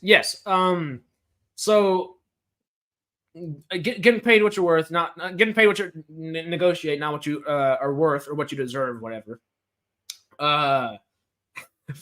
Thank you. That was a lot. I was expecting 3. I always hit 3 sneezes, and that fourth one came at the end. I was like, "Whoo!" It threw me for a loop. It felt like it had a little extra power there. I just hope they get what they deserve. Also, though, I don't want Bob Iger getting richer either. But if it means that the people get what they deserve, then I'm all for it. See, okay, I'm with it. Where I think all of these executives, they have a job that is, yes, it's very difficult as an actor to go dive into some other human being's head and do that, and or even as a writer to try to dive into a multitude of human beings' heads and write what they would be thinking, write what they would be doing, etc. But the executives' jobs are, they're getting paid that type of money for a reason. Their jobs are a lot harder than all of these other jobs. That doesn't mean they're as creative or as worthwhile or as endearing or anything. Just objectively harder. They have to deal with tens of thousands of people, sometimes hundreds of thousands of people, and there's a lot of complexities that go into just making one film set. They have to do that for multitudes and multitudes and multitudes, and sometimes TV sets as well, which those things, instead of a 3 or 4 or 5 month film set, not including pre and post production, television can be 3, 4, 5, 7, 8, 9, 10, 11 months sometimes. And that is without pre or post production as well. LOL, not as worthwhile. Yeah. So they're yeah, I think the actors and everybody else, that's more worthwhile per se, where the executives are a necessary evil in a lot of ways. I don't think they're worth being paid as much as they are, but that's because they're the better negotiators. That's what they do. They negotiate, and they negotiate the prices between all these little small complexities for each little film set, for each little thing. But why is Bob Iger out there saying that he wants this strike to go on until at least Christmas time? Grr. Oh, I mean, there's a multitude of reasons for that. And I'm not saying that's good at all. Their jobs are very difficult, but hey, the analogy I like to use is the Tom Brady analogy. His job's difficult as hell, and he might have not have been like the top dog. Of course, he's not Bill Belichick over there on the Patriots or whatever, but he took a pay cut so everybody else around him could do better. I don't think all these giant freaking studio executives need to give too much of their pay up, but a little bit just to help out your constituents. There is not a middle class in the film industry, much less any industry at the moment. And I think it's up to them to help bring that middle class back, because they're the people that have their pulse on the economy at hand. And they're the ones who can choose to sway that economy one direction or the other.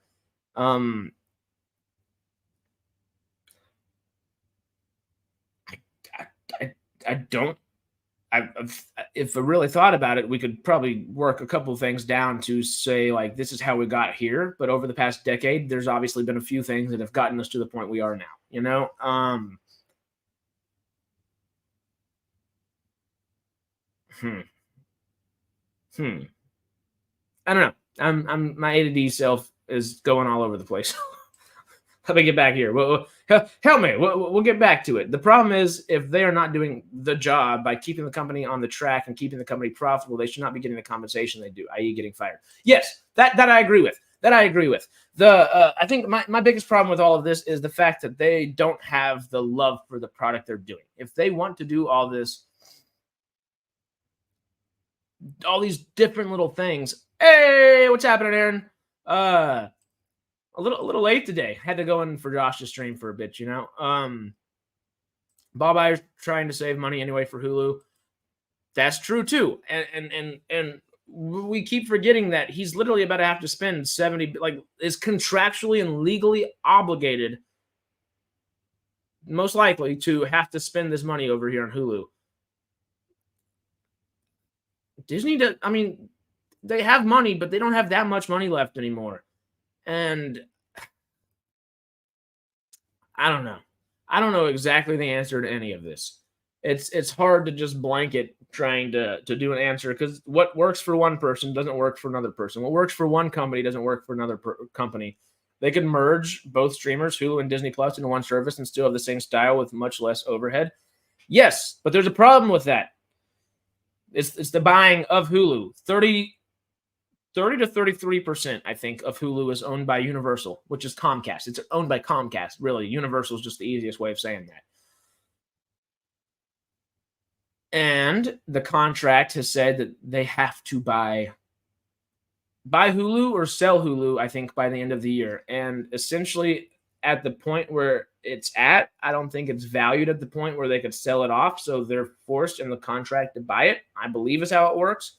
Don't quote me on that, of course. But I believe that's how that works. And there's a reason Bob wants this to go on. He's trying to pay for a streaming service over something, but they already signed a contract, so one way or another, it's a done deal. Yes, yeah, no, it's essentially the Twitter thing. It's essentially the same thing, different day. But that doesn't mean that doesn't get in the way of everything else going on. That just adds context to all the striking going on, and it adds fuel to the fire, and it adds something huge to the argument of the studio executive side, where, hey, we legitimately cannot fund all of you doing this if we're being forced to do this. And that's, of course, studio exec versus studio exec. And the little guy hurts because of it, but it's crazy. It's about $43 billion for the rest of Hulu, I think. Yeah, it's a lot. It's a lot. It's a lot. Yeah, there's a lot of things going on, and I think we almost have to. It's easy to group them all together, and yes, everything does correlate to one another. All these different points, they connect. But I think it might be a smarter way of handling it by divvying up each one of the things, like residuals, like AI, and having a conversation about each one of those. And I bet you that's part of what's going on in all these hearings and stuff as well. Not hearings, but, whenever they meet to actually try to communicate and deliberate and things like that, I bet you they're trying to cover so many topics at once that it's hard to maybe focus on one thing at a time, right? Maybe. It helped my ADD self out. That's for damn sure. Disney and Paramount should go back to collaborate with Amazon and Netflix like they did before.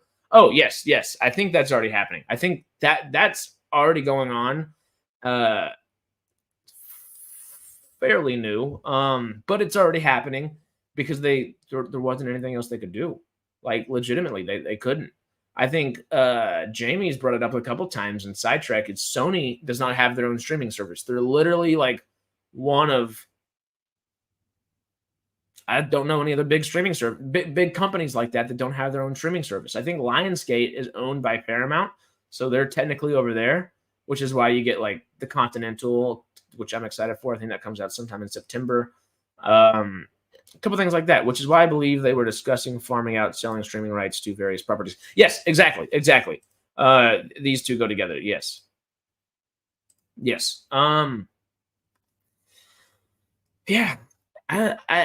I feel like it'd be a good thing for them to focus on one point at a time, and then figure out how each one of those things correlate to one another, and then bring that to the table from each side, right? I don't know. I'm just trying to piece it together. We talked about so many topics within like 2 minutes that my brain just kind of jumped. Oops, oops. Yeah. I don't even know where I'm at now. How are y'all doing? How are you feeling? Um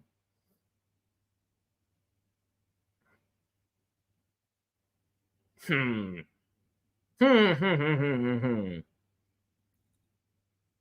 Yeah, I don't know. We're not gonna be able to solve all the world's problems right now, of course. And we can talk them through, but do y'all have like a specific one you want to go for? Waiting for Continental, please don't ruin it. LOL.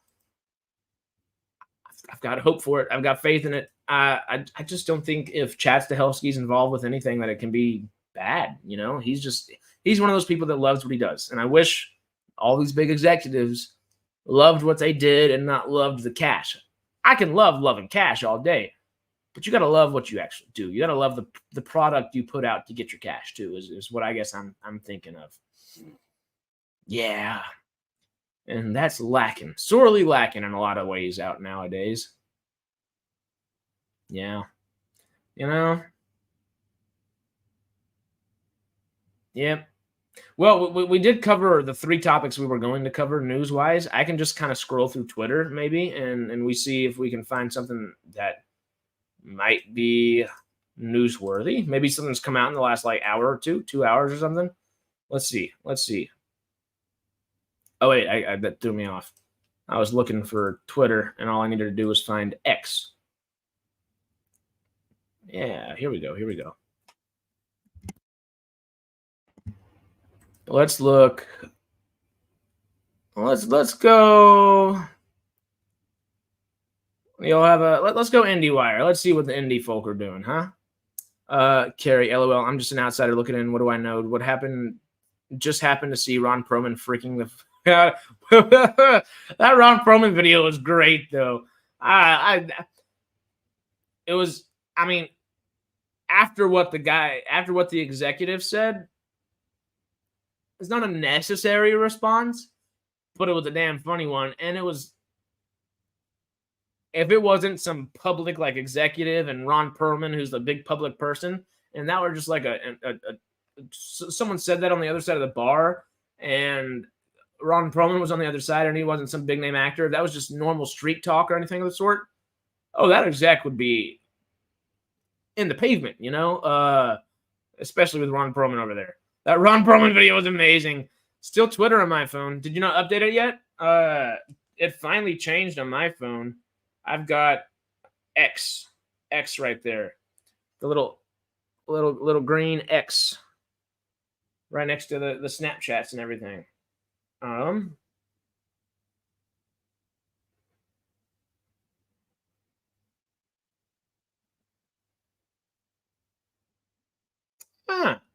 Sorry, I had to read a message from Jamie real quick. Wait, that's what I heard. That's what I thought about Samuel L. Jackson. Then I saw Secret Invasion. What'd you think about Sam? It's old Sam Jackson. Because Secret Invasion was bad. He wasn't bad in it, but he was also kind of just phoning it in, it wasn't like anything too difficult. I thought it would update automatically, maybe not. I don't know. It just depends on how your phone's set. We did just okay. I think the creator could kickstart a sci-fi movement that'll motivate Amazon. I say could,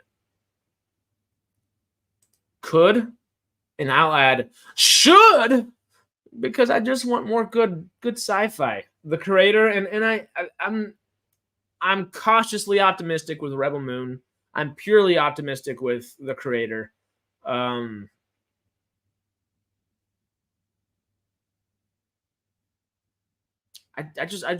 really want. Wait, what? Twitter is changing?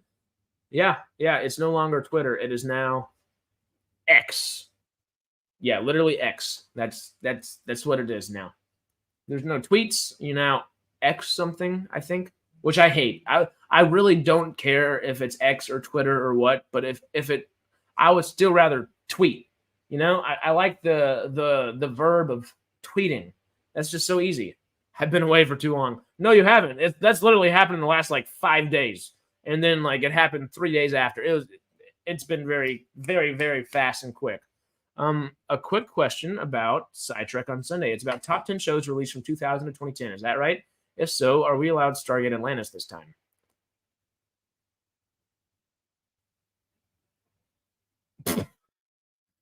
Sorry,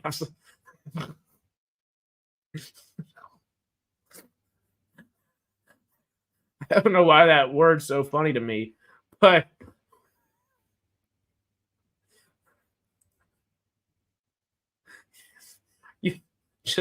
I just X'd. I just finished Xing. It sounds like some weird like someone made a really funny point. They said, I'll get right back to you, David. Don't worry. Someone made a really funny point. They said, so when people put a video on X now, is it essentially X videos? Which you know is a huge porn site. So it's like, I don't think y'all thought this one through. Of course, PayPal was originally titled X, so this isn't some new thing. This has been like a work in Elon's brain for literally 30 plus years. But like, come on, you can't place people ready for that X video reference that easily. Like, come on, it's so bad. Then nothing could be bad from Sam Jackson.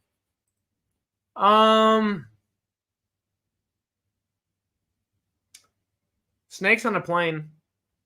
As fondly as I look back on it, as fondly as we all look back on it, it ain't a good movie. It's funny and it's fun as hell, but it ain't a good movie. And I think Secret Invasion's the same way.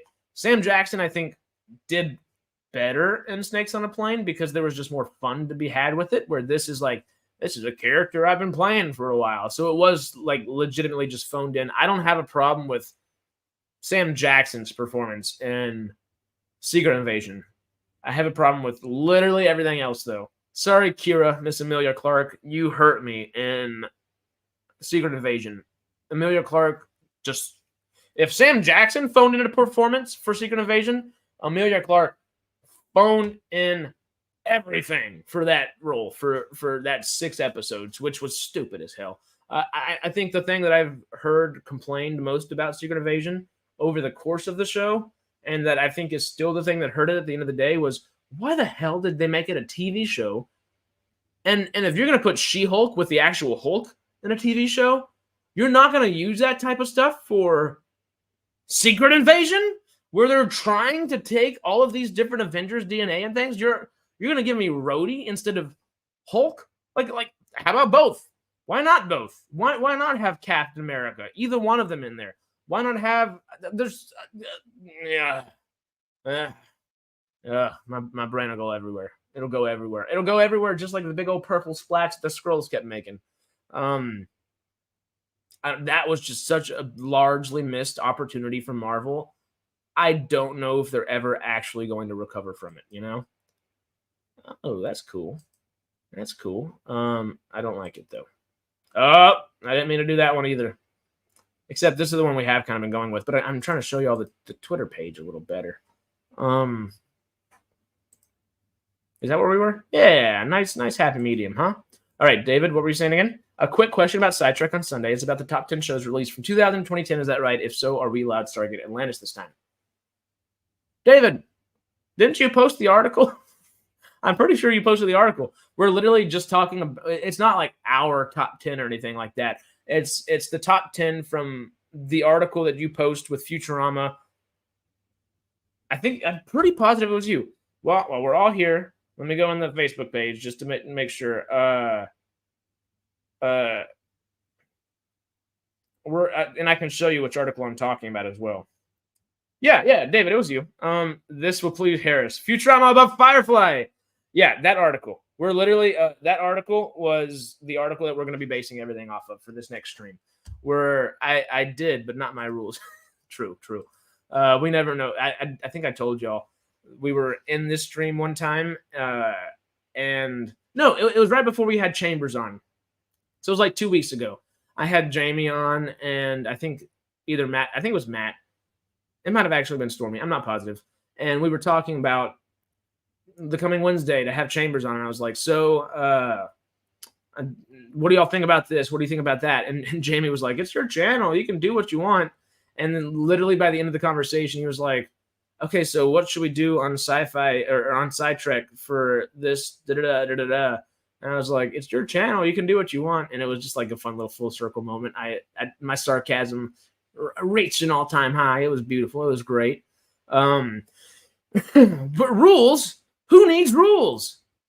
No, it's exactly right. But this Sunday on Sidetrack, we're going to be going over that article, how Futurama did beat out Firefly. But I think Stargate Atlantis is like number 2 on there. So Stargate Atlantis is included. So yes, we're very much going to talk Stargate Atlantis this time. And after that, I believe I think that we're going to try to make that brief, but you know us, that'll probably be a half hour, 45 minutes in and of itself. The other half hour, 45 minutes will probably end up being, and we guesstimate it so. I have not checked out Jamie's video on it yet, but he just put one out on the UFO AEP thing, and that's what we're going to be discussing for the rest of it, which I'm excited. I don't know if I'm allowed to say it, but I'm going to say it anyway. Jamie and I are doing a little, it's not HR guy. I'm trying to get a job at Stargate Command, and I guess Jamie's going to be interviewing me. He's not the HR guy. He's not the PR guy. He's the hiring guy. I don't know. But I've got my whole everything here. I'm ready. We're doing that prior to it, so that'll be fun. And then we'll do the stream. And then right after that stream, I'm going to Las Vegas, baby. Woo! I'm pumped. Futurama beat Firefly. What the ouch? What do you mean, what the ouch? That's what Jay postponed today. Oh, I'm with you. Really? Because he only had. Oh wait, I had to leave this to do that. Never mind. I was gonna check something. Anyway, I'll let Jamie do all that and tell you all about that. But Futurama beat Firefly. What's so surprising about that? I love Firefly. It's worth all the hype that everybody gives it. But it didn't bring anything new to the table. I really enjoyed Firefly, and I now own Serenity, and I'm going to watch it not today, maybe tomorrow, or maybe while I'm in Vegas. Maybe that'll be one of those things that I'll do while it's like 115 degrees in the frickin' daytime before I can start walking around when it's 90 degrees at night, you know? I really enjoyed Firefly, but it just felt like Star Wars. It's literally Star Wars light. Everything about it is Star Wars. It's so Star Wars. And I love that about it. I really loved it about it. It made me, it endeared me that much more to it. It's just nothing new. And Futurama brought a lot of things new. And of course, it bucks around and plays with a lot of old little things as well. But well, we can dive further into that. Watch Serenity ASAP. Okay, I'll watch it tomorrow so I can bring that to the conversation again before Sunday. So I can be like, okay, this is why Futurama beats this out, or this is why it might beat it out in some people's eyes, whatever that case is. Are you signing up to a new streaming service? Hulu? I have been subscribed to Hulu since I could be subscribed to Hulu. No, I did really enjoy that first episode. It wasn't as good as I wanted it to be, I'll admit it, but I thought it was a really just fun, cheeky way to come back in. I thought they were going to do some really like heartfelt something like they did with Fry's dog or Bender and God and being the god of those little people just floating through space. Or I thought it was going to be like really high concept something just to like really entrench you back into it, but it makes more sense for them to do it the way they did by just having kind of a more slapstick episode where they can do all the slapstick fun, all that little comedy stuff, and then have all the characters kind of come back in. We saw Amy, right? Did we not see Amy in this past episode? We saw Scruffy, we saw Leela, well, I think, Amy was around the table. We just didn't see Kip, and we didn't see Zap Brannigan. I think those are the two big ones that we're still waiting to see again. But I think it was a really good way to get the vast majority of your main characters coming back, which was great. And Zap and Biff are not necessarily main characters. They're definitely like top tier secondary characters, but I don't know if they truly classify as main. Where your normal secondary characters would be like Devil Robot, which came back, which is great. And then Mom, and then Doctor or whatever Farnsworth's like rival is, and a couple other people like that, you know. Yeah. I can't wait to see what they do with the rest of it. Just bring me some cool sci-fi, just weirdness, and make me laugh. Those are my two things. Just make me laugh, and then make it as weird and just silly as possible. I remember watching that dog episode. I was in tears, so unexpected. It was the moment I fell in love with. I think that was the first Futurama episode I ever watched, and I've loved the series ever since. I think it is why I think of Futurama as fondly as I do. There's a multitude of reasons I think of Futurama as fondly as I do, but if there was like a primary one, it's this one. That it's 22 minutes. It's high concept sci-fi, so it really makes your brain work in a couple different ways. It's a beautiful family episode. And then it's just so intrinsically sad with the dog aspect of everything that like it makes you laugh, it makes you cry, it makes you think all within that 20 minutes, and it's the epitome of what Futurama does right there. And I love it. Another one that comes to mind is, do you remember the episode where Professor Farnsworth starts he doesn't start, but he joins that street racing gang and the crew, and they're all like tough and stuff. But then whenever they're talking to each other, they're really soft with each other and stuff, but they still say it in a real tough way. They're like, I want to give you a hug, man, and something like that. It's just funny stuff. Obviously, that's not what they say, but it's a little more scientific and better written than that. But that episode is also one that's just like, should I be laughing or should I be like contemplating my existence at the moment? I'm going to do both, you know, and you're just kind of happily just sitting there, just enjoying a little Futurama. That show's so good. It's so good. I will fight for it forever on Sidetrack. I will. If I go down being a Stargate, Star Wars, and Futurama person, I'm okay with it. And if Lord of the Rings and Avatar just added to it, yes, please, you know?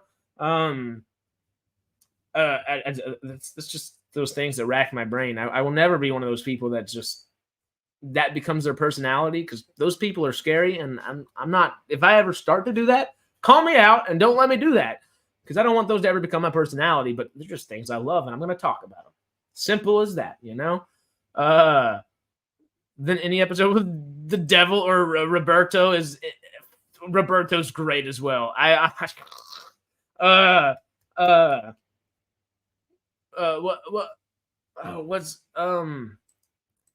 god, I'm brain farting. What's he say? What is Roberto's line that he wants to say? Like, I'm gonna stab you or whatever. I used to watch Firefly with subs on, but still didn't translate the Chinese swear words. Hundun Google Docs. Hundun, is that a bad Chinese word or something? That did frustrate me a little bit. I was like, yo, it's 2023. Why the hell isn't it translating what they're saying in Chinese under my subtitles? I was like, come on, like, like I hate whenever I see speaking Spanish comes on there, and every time it's on Firefly, it just says speaking Chinese. It's like, well, tell us what they say. Obviously, I got context, and I can kind of like guess, but like, if you're gonna give me word for word what they're saying on this little subtitle little thing, close those captions and let me know what's going on. Like, I'm trying to get in tune with this series, you know? And best way to do that is to see every single word that's there. And that's what I watch as many things as I can with subtitles. I know not everybody loves them, especially people my age. People in their young 20s and stuff, they're like, you want to read on top of it? Hell yeah, I do, because then I'm going to catch things and I'm going to pay attention that much more every other time I watch it. Or I'm going to catch something before it happens, and it forces my brain to look at every angle of the screen. Okay, what's going to happen behind this character's back here? What? Oh, there's someone in the background talking? Where could they pop up from? Yada, yada, yada. You know, I'm a big fan of subtitles and closed captions. I think they're great. I just wish these studios essentially would take the time to translate a little bit and put those up there too. That'd be nice. Come on, Disney, because that is Disney with Hulu and their subtitles up there. So come on, Bobby Iger. Come on, Robert. Can I call you Robert? I'm calling you Robert now, Mr. Iger. Hire me, please. Actually, I take back calling you Robert because I do want you to hire me. So pretend the last 7 seconds didn't happen. I could edit them out later, but that's too difficult. That's too difficult. Yeah. Remember, what was that? Was that that's Fry, right? That's a Fry reference, right? From Futurama. What was that? Right? Doesn't he say something like that? What was that? I have. That's a Fry reference, right? I'm pretty sure. What frustrates me is when the text does not match the word spoken. Yeah.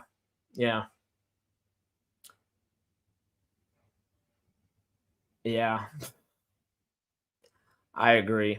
Which you can tell the level of quality that people are trying to use, or that the studios are using for their subtitles, closed captions, and all. Oh, excuse me, and all those things. A lot of the time, just from something like that, where you can tell if they're just using an AI, where YouTube's closed captions typically are an AI, where it's like, all right, we're going to listen and then just put it out there. Whatever we think they're saying, we put there. And it's not like it's not like they took the time to hire somebody to be like, okay, do. Or, that's when you have a writer. That's one of those things where the writers on set do make sense, where yes, you are paying someone to just. I don't love the writers on set all the time. I understand it, and as someone that wants to write, I would like to be on set for things, but also you got a director for a reason. If you're going to have a writer say, oh, that's not what's in the script, like 3 times, and the director be like, I know, I took it out and we're doing this now instead, that's going to cause problems on sets. But one thing that's going to be good for writers on sets that I think is pivotal for them being there is they can write down every single way an actor says a certain set of lines. Okay, well, these were the lines. This is exactly what it is in the script. This is how they said it on take number 4. This is how they said it on take number 8. This is how they said it on take number 12, whatever it is. And then you can use those takes and match them up with whatever the writers wrote down from what the actors were saying. Put it in afterwards. Vocals. Yeah. I use closed captions that I have a hard time understanding words spoken sometimes. So it helps me to contextualize what was said because some words sound alike. And noisy scenes, I have a hard time picking out the vocals. Yeah, 1,000%. And that's literally for everybody. That's young folk, that's old folk, that's anybody and everybody in between. That's people with hearing disabilities, with people that hear perfectly fine. You're not going to hear everybody right all the time. And I know it made me crack up. I think I was saying ticket or skip it on something. I want to say it was the Talk to Me or the Haunted Mansion. One of the out of theater reactions I released yesterday. Go check those out, by the way. Both good movies. I was very happy and pleased with both of them. But I said, if you like a ticket or skip it, let me know down in the comment section below and come back to MCubed for more movie love and goodness. You know, the thing that I always say, just to kind of end out those little out of theater reactions. And it cracked me up because I was watching it back in subtitles and it said, let me know if you like a chicken or skip it. I was like, oh, you know what? I could use some chicken right now. It made me want some chicken after I saw it. I was like, chicken or skip it. I think that might be my new section of videos we're gonna start making. Sometimes words sound muffled in games. 1,000%. Haunted Mansion was good. Y'all are gonna really enjoy it. Have fun in Vegas. I shall. But the chicken or skip it cracked me up. And you know, I understand that I have to talk really fast in the out of theater reactions because I'm trying to get it all in within a minute, so it classifies itself as a short, you know. But I talk fast typically. I read faster, and then I read so fast my brain can't keep up with myself half the damn time. And sometimes I talk so fast that my brain can't keep up with it. It has like 3 thoughts, and it's like choose one, go for it, and then it starts like shoving that other thought in place. I'm like, wait, where the hell am I? Like you've all seen a dozen times, of course. I still make it work. We still manage, of course. I'm a crazy bastard, but in a good way, I think. But yeah, like I do that with my words all the time. I'm not Cajun. I'm 20 minutes from Louisiana, from where I was born. I'm not where I was born, but where I was raised, you know. 2 weeks after I was born, up until like 19, I was there, you know, or 18, whatever. Don't come back from Vegas without your shirt, Harris. Why not? Why not? But yeah, no, like I do that all the time. I overtalk myself. I talk too fast where I throw myself off sometimes, and that can be really confusing. And the subtitles help a lot, but they don't always pick up everything. So it is kind of funny to see what they do pick up sometimes. You know, it's just part of being a person. It's part of peopling. You know, us people being peoples, doing people things, peopling all the time. God, that made me think. I've had this song stuck in my head, not this past week, and now it's probably gonna be stuck in my head now that I thought about it again. But it's a good Vegas song, so I got to get my like party music going back up in my brain. You know, there's this song by Sophie Tucker called "Purple Hat," and it goes, "Purple hat, cheetah print, dancing on the people, something. It says people on the people on the people, dancing on the people, and of course I'm not. I don't sing. I can't do anything. I can listen to a beat and know it. I just can't hold one myself. You know. Over talk, hadn't noticed. What do you mean? But no, the people on the people, that me saying that so many times made me think of that song, and that song's great. Purple Hat by Sophie Tucker. Really catchy, and just it's a good movement song, good jam kind of song. But don't come back. Vegas is gonna be fun. I'm excited to see what kind of mood I'm in on Sunday morning, because Jamie and I are gonna be doing, of course, the little interview questions and stuff prior to the sidetrack episode, and then we're gonna have sidetrack, and I know I'm just gonna be giddy all morning. I'm always excited to go to Vegas. I get to drive too, which I haven't driven 4 hours in too long. I love driving. I like to drive 6, 7, 8 hours sometimes. Whenever I go back to Beaumont, I used to drive every time, which it was a 24-hour drive. It was a 12-hour one day, 12-hour the next day, and I loved it.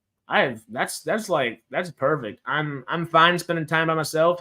I like me just enough to keep going, you know. So I'll toss on an audiobook or two, jam out some. It's great. Make some phone calls, call people that I haven't talked to in a while. I love that kind of stuff. Of course, I'm going with a couple friends, so we're going to be talking and just shooting the shit on the entire way up there, of course, and the entire way back. But it's going to be a good time. I'm pumped. You can't ever have a bad time in Vegas. And if you do, you probably did something dumb, honestly. I love driving top down in my MGF. I don't know cars. I'm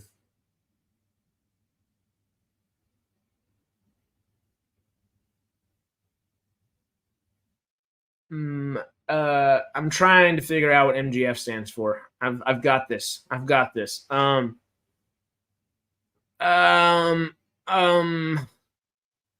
What? I keep wanting to say Magellan. It's not Magellan. MBG?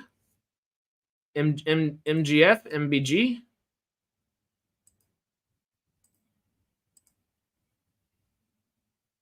Motor Brigade? I did Flint to Michigan and Vegas in 32 hours, 2:16s. Nice, though. Nice. MGB.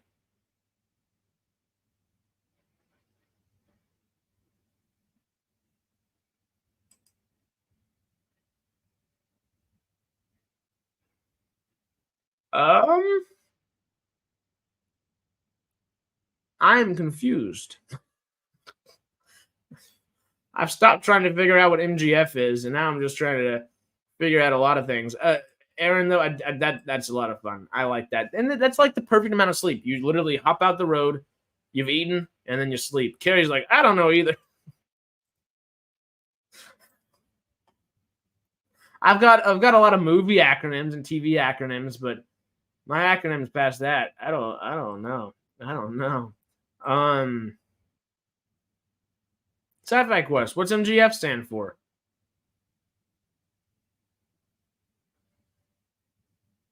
Motor Gateway Freedom.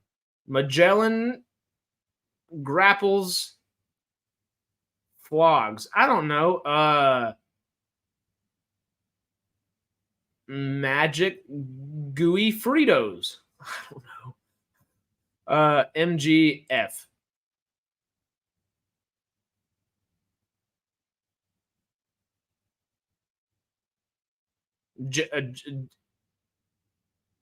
Now I want to say like General Motors, but is it like Motor General or something?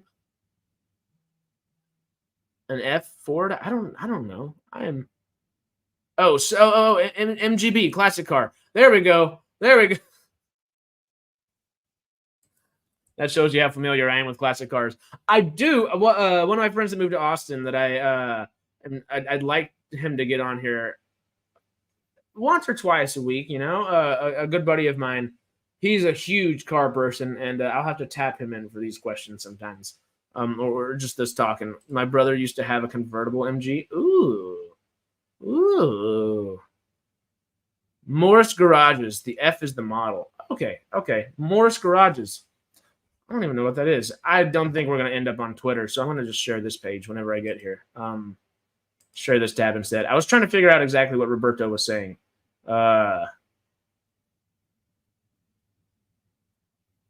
What does he always say? Anyway, okay. Morris Garages.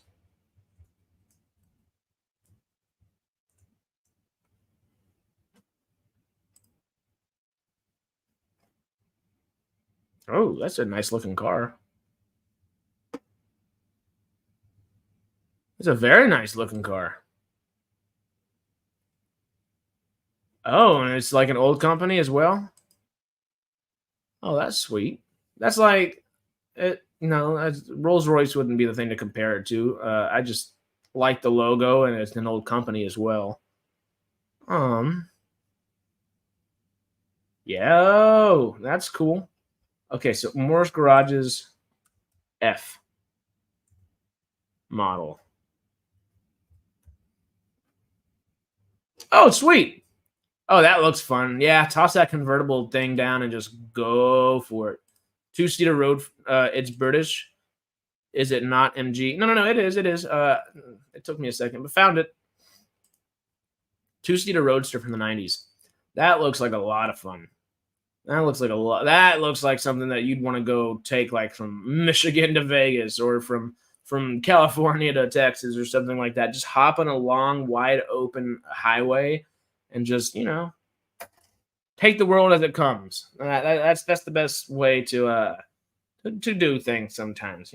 Just live and let live.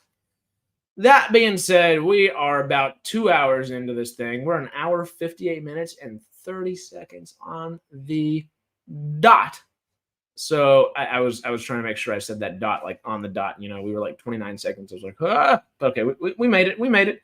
But yeah, thank y'all for hanging out. I might go ahead and get on out of here. Like, subscribe, hit that notification bell, do all that good stuff. I gave my spiel without saying I'm giving my spiel at first, which is fun. That's probably the way I should do it. The goal is to get 50 likes on these things. We're getting closer and closer to 500 subscribers.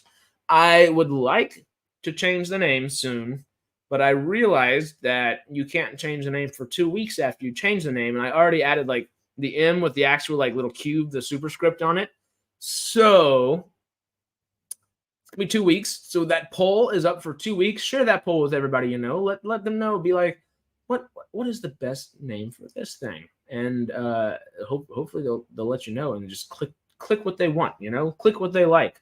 I think currently The one that I'm hoping kind of wins is the one that is, yeah, 53% of people like the M cubed with just M3 M superscript 3 M cubed. 4% say keep as is. 19% say M cube movie reviews and more. 15% say M cube plus, and 9% say M cube movies and more. I think my favorite goes M cubed with little M3, the one that's in the lead right now. M cube plus, and then M cube movie reviews and more. I'd be down to try more and more.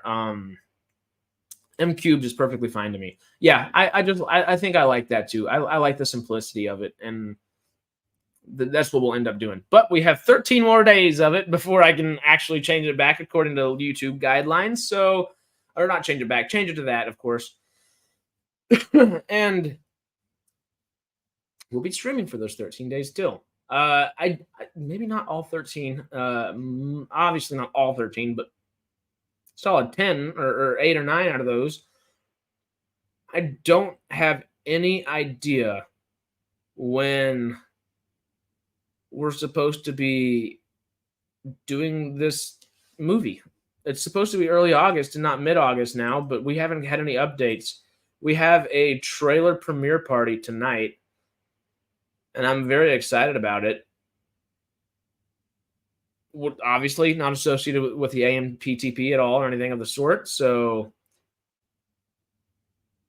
we're perfectly able to like announce and do all these kind of things. We haven't heard a damn thing about when we're shooting next. I gotta plan out my month, and especially if it's the first half of August, I really need to. Yeah, we're 3 days away from August, and I don't know what I'm. Oh God, I know until August 2nd I'll be in Vegas though. That'll be fun. I'm with the 53%. I am in the 53%. I'm in the 53% too. No, me too. Actually, I voted on my Harris account for the M cubed, of course. I like the simplicity. MG midget would be nice. LOL. Is that one? Is that a thing? MG midget model. Am I just about to look up something and it not actually be real? No way, it is real. 1962 MG midget MK. Oh, no way. That looks fun. Here, I'll. Oh, am I sharing? Is it back to a sharing screen? Oh, it's not sharing. I didn't think it was. Yeah, those midgets look pretty damn cool. I like that. I like that a lot. Used to have a convertible Mustang before they changed the model 2005. Hey, I do like those old models a lot. I wouldn't make anything up. LOL, classic car. See, I make things up for just shits and giggles. So I'm going on my rules. I'm glad. Now I know. Now I know, though. I will. I like it the way it is, but hey, it's your channel. I like it the way it is as well. I truly prefer it that way because it just tells you what we do, it tells you what we are and tells you what we think about. But for the sake of growth, for Jamie trying to help us out as much as he is, we gotta push growth a little bit, And I'm not super duper concerned about anything. Of course, I'm just gonna keep talking and just keep being me, keep doing these things. Hopefully, bring more people on to do more things. But might as well push it towards growth. Do the proper YouTube thing. We'll still hang out, and I'm never gonna stop being me. But you know what I mean. We'll get there. I like both. I like the M cubed aspect of it, the simple just M cubed, because I don't think it takes away from anything else, right? It can allow it to still be what it is. You just might have to do a little more delving to figure out exactly, right? If you change the channel name, will you still have smoke streams? Oh, of course. Of course. That's not going anywhere. Whenever, hopefully sooner than later, whenever we get monetized, I'd like to do that for YouTube memberships, just so I can kind of make sure that I don't, because I think once you're monetized, smoking on stream can be a little troublesome. right now, it doesn't really matter. But as we do get monetized, I might just make that like a members only kind of thing, and we smoke once or twice a week, something of the sort. Um, I'm not entirely sure yet, but that's the fun of going on as we go on. The only constant in life is change, and we'll see what we change as we continue on. 65 Shelby GT 500. What a car, Eleanor. What a car. See, I like Shelbys and stuff. Which I did get in trouble with my buddy that I told you is car person, because I'm always saying I love Mustangs. I'm just a Ford guy. I'm a Texas boy. Ford's the best in Texas, as we all know. What's this Wanga hair doing over here? So I'm a big Ford guy. I like Ford. I think I've only owned 3 vehicles, and 2 of them have been Fords. So actually, I've owned 4 vehicles, and 3 of them have been Fords. 2 of them F-150s. One a 1999 F-150 and one a 2013 F-150, I believe. I'm a Ford fella. So I love a Shelby. I love a Mustang. But my buddy that I was talking about a little bit earlier, he's a big Camaro guy. He owns a 67 SS. I grew up in a GM town. Well, I guess you got those up in Michigan. That makes sense. I guess there would be a Ford town. There would be a GM town. There would be like a Dodge town. Obviously, they're probably not called those things, and they probably overlap, but there would definitely be like locales, regions that would specify on one or the other, right? Huh. Quest knows his cars. Yes. 65 Mustang.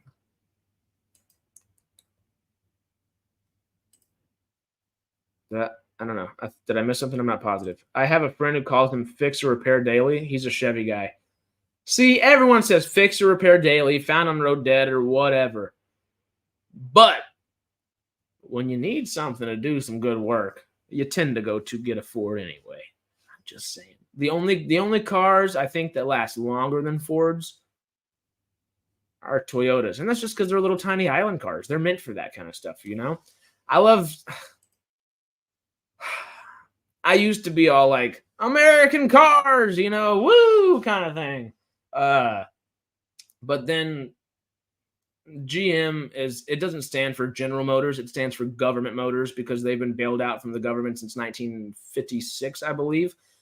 They every penny that the company GMC should not be a company anymore. They have been completely just stocked up and piled up by the U.S. government. And you want to talk about some corporatism and that ain't capitalism, that anything like that. That's like literally it's not communism, but it's right up next door, I guess. It's essentially a government owned thing. Every single penny they make, eventually, if it doesn't go back into one of the people that is a big executive on their board, it goes straight back to the government. Of course, and they have to pay taxes as well. That's a whole other thing. I don't respect them. I have zero respect for the company now.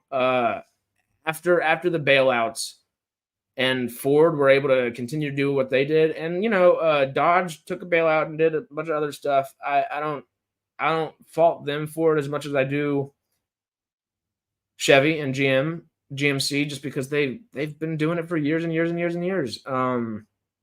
Where Dodge is kind of a little bit back up on their wherewithal, Did you know that Shelby Cobra is banned in the UK because it was a what? What is it? What is AC? Interesting. No way. Ford Escort and Ford Mondeo, then a Citroen Berlingo. They were my cars. Nice. I love my Mopars and Jeeps. I had a Jeep for my very first vehicle. It was more like a hunting Jeep that we all used, and I ended up driving it. I may have made it. I may have wrecked it a little bit. But you live and you learn, as they say. Like the banks, too big to fail. And I do not agree with propping something up like that. You got to let that shit fail and let the economy handle it afterwards. I had no idea about these bailouts. They've been going on since 1955 or 56. So like, I hate the company GMC. I reserve the word hate for a few things, but I hate GMC because they've literally screwed up the entire economy of the United States of America. And because they've done that, they've screwed up the world economy. Like, banks need to fail? Yes, they do. Some definitely do. And GMC needs to fail. They should have failed a long time ago. We kind of went from movies to cars a little bit, but that's okay. Because if you want me to be pissed off about cars, talk GMC. I hate GMC. I can't. I don't. Like I said, I reserve that word for few things. I don't like to be like, I hate this, I hate that, I hate this, I hate that. But I hate GMC because they're literally screwing with. You want to talk about inflation? You want to talk about companies that shouldn't be propped up by people that just keep getting propped up over and over and over and over again? GMC. Here's your sign. Companies need to fail as well. Yeah, totally. If a company's not able to survive, the market decides that. Why should the government come in there and be like, oh, no, you mean a little bit to a lot of people. You can stay now. It's like, okay, you didn't do that when Robin Williams was depressed. Like, go help him out. That's a different, that's not even like correlative. It's just what came to mind. But it's applicable in literally any industry. Like, okay, well, I like Dippin' Dots. You didn't go save them, right? Like, Dippin' Dots, a lot of people like some Dippin' Dots. So why didn't you go save them? It took a couple other freeze drying companies to go save them and stuff, which their story is really interesting too. If you don't know the Dippin' Dots story, they're no longer owned by Dippin' Dots, but the people that owned Dippin' Dots originally, they are back in the freeze drying business, just not for ice cream. I think it's for coffee now. It's really funny. It's really funny. Looks like we're getting an animated hairs now. Oops.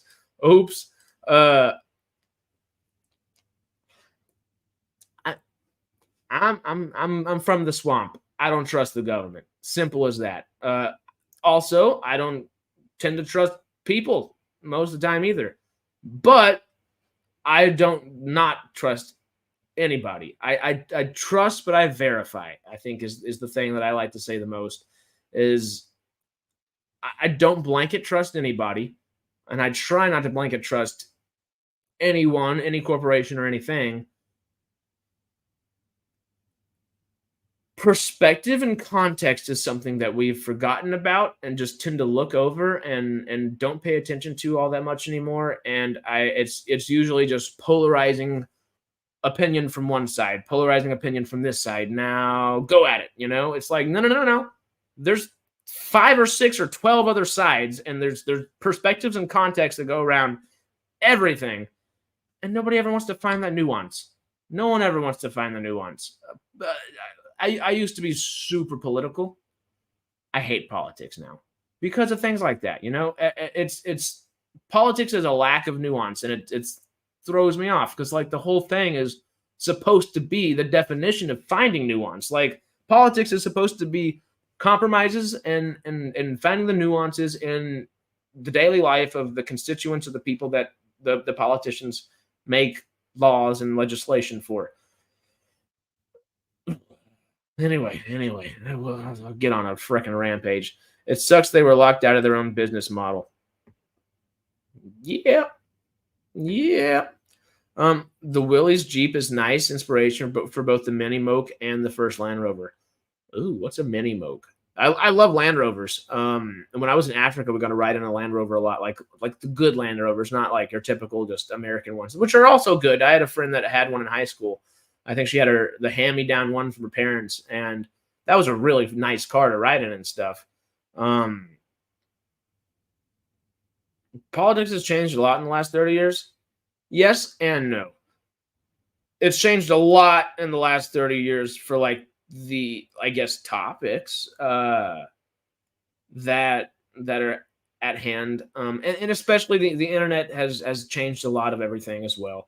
The internet just puts like the one good thing about the internet is like you have all these perspectives at hand and all that, but it can be just drowned out as well, and that's what they tend to do. That's what they tend to do. Politics has changed a lot, but it's also, yeah, but still liars. It's still the exact same stuff. It's just now there's a lot more to it, I guess, if that makes sense, right? Like people handle politics the exact same way. It's just with modern technology, with a modern thought process, with a modern this or a modern that. Yeah, it's some funky stuff. It's some funky stuff. I guess now government is only dividing us. I there's room for things. There's room for things. And do you even remember 30 years ago? I don't, but I am an old soul, so I spent most of my young days trying to remember the things that my past lives would have. You know, to me, it seems here in England, politicians are just out for themselves. That's everywhere. That's everywhere. Has Harris even been alive 30 years? Getting there. Getting there. Have fun with this one. Government and corporations are now symbiotic and thus are both necessary evils. I don't think either one of them are necessary evils. Yeah,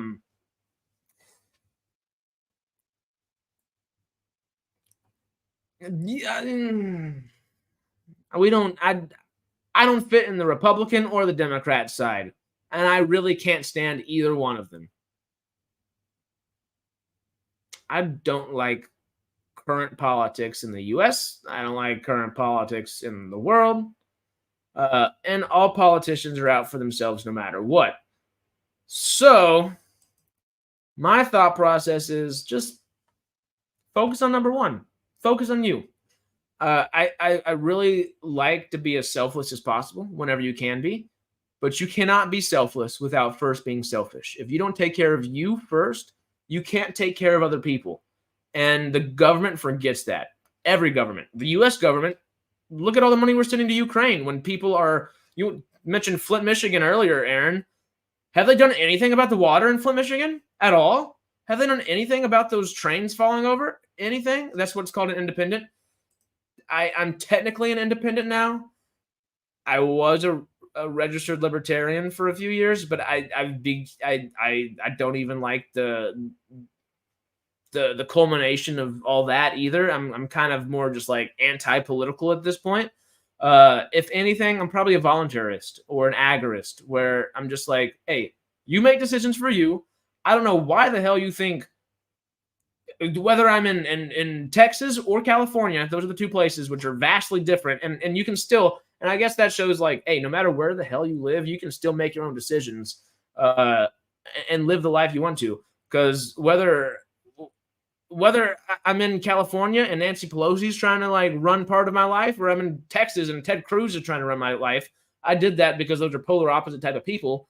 I don't really have to listen to either one of their damn thoughts, you know? If I was in the U.S., call me purple, LOL. Yeah, I'm purple or yellow, somewhere in that range. Purple, yellow, green. You know, I'm going a little Mardi Gras with it. Can I make a Mardi Gras party? It's I don't know. Politics hasn't changed. There's just a ton more voices. Damn right. Yeah, that's what I was trying to say. It really hasn't changed. There's a lot more voices, and it's a lot easier for those voices to get out there, whether what they're saying is fully thought out or not, you know? The problem with modern politics is that with modern tech, the politicians have direct access to the public, and that is where the problems come. Yeah. But that came beforehand as well with newspaper presses and things of the sort, you know? It's just to an exacerbated level that we've never seen in humanity before, and we're still trying to comprehend and process all of it going on. For themselves and corporate interest. Just yes. And their corporate interest is looking out for themselves as well. That's that. People heralded in, you know, I don't want to get into individual politicians too much because I'll just go off on rampages on both sides, and then everybody will be pissed off at. Because I legit, I cannot stand Republicans and I cannot stand Democrats. Either one of them. Because if you want to sit back and label yourself so blindly with all this BS instead of like try to find literally any nuance in anything, like we've talked about earlier with the strikes going on, these studios and everybody should tackle, and it's hard to tackle all of this and try to blanket it all together. One topic, figure out that topic, figure out residuals. Next topic, AI, figure out AI. Next topic, figure out AI with writing versus AI with actors or whatever. And then after you have these individual topics figured out, then you start correlating together. If people would get together and do that kind of stuff, I think it would make a lot more sense instead of just trying to blanket, oh, I believe everything the Democrats believe. Oh, I believe everything the Republicans believe. Oh, whatever the hell this is. Da, da, da, da, da. The straight ticket voting in the U.S. grinds my gears, if you can't tell. It doesn't allow people to think for themselves anymore. And the more we allow the governments of this world to dumb us down and not allow us to think, or not even like literally let us think for ourselves anymore, because there's no, you shouldn't ever be allowing them to do that, you know? Anyway, you're right, Quest. If I was in the US, call me purple. You're not wrong, but for the sake of maintaining society, we need government, and the government needs the corporate money. Says who? Says who? Literally, our species ran without governments prior to all of it. Why does anybody in the government from either side know what I should do with my life better than me? And if I'm going to make a dumb decision, let me make a dumb decision, and I'll figure out the consequences. If I'm going to make a smart decision, let me make that smart decision and reap the rewards without the government coming in and taking 20%, 10%, 30%, 50%, whatever the hell it is, depending on my tax bracket. Just live and let live. Saying we need, why do we need? You know, it's not. There are ways to work in everything we do in society without government currently, especially in the age of internet, especially in the age of connection, where we have the access to other people, other funds, other companies, not necessarily big corporations, but small mom and pop stores, things like that. When we have the touch on everything that we do, there's no need for it anymore. There's really not. We talk about the great connector. That's, I don't know. I'm registered in one party so I can help to steer that party in the direction I hope it will go for the primaries, but in the general, I choose who I want. That's kind of the way I used to think about it as well. And I'm just so pissed off with politics in general now that I'm out of it. That's 99.9% of solutions are a combination of both ideologies. Damn right. Damn right. I should leave this and let you go, Harris. In the UK, a prime minister is lucky to last more than 2 weeks. Oh, that's true. Which is okay. How much of our political problems are our own faults? Exactly. Like all these things. It's a little different here in Canada, but not much. Yeah. No, I mean, I don't know. I'm of the beliefs that if I'm going to make a good decision or a bad decision, I should make that on my own volition, and I should either reap the benefits or reap the consequences, one or the other. And if my benefits are immediately taken by a third party that has nothing to do with how I got those benefits, how's that supposed to make me feel? If my consequences are heightened or doubled or tripled or whatever they are for making a bad decision from somebody that had a third party that had nothing to do with what was at hand, I don't see how that's helping anybody either, you know? I don't know. I love you, but there's no way humanity can govern itself. Why? What are we doing right now? Are you saying AI should come do something for us? We've always governed ourselves, you know? I love you too, and I'm not trying to like devil's advocate in a pissy way, but like, no, not at all. Humanity has always governed ourselves, and if robots don't do it for us sooner than later, we will continue to do so. Why is some elected body of people that don't live where I'm from or anywhere in the same region, don't even have like the same correlative thought processes of things? Why should they make my decisions for me? It's never made sense to me, and hell, maybe one day it would, or outlast the Cabbage Quest. Yeah, I don't know.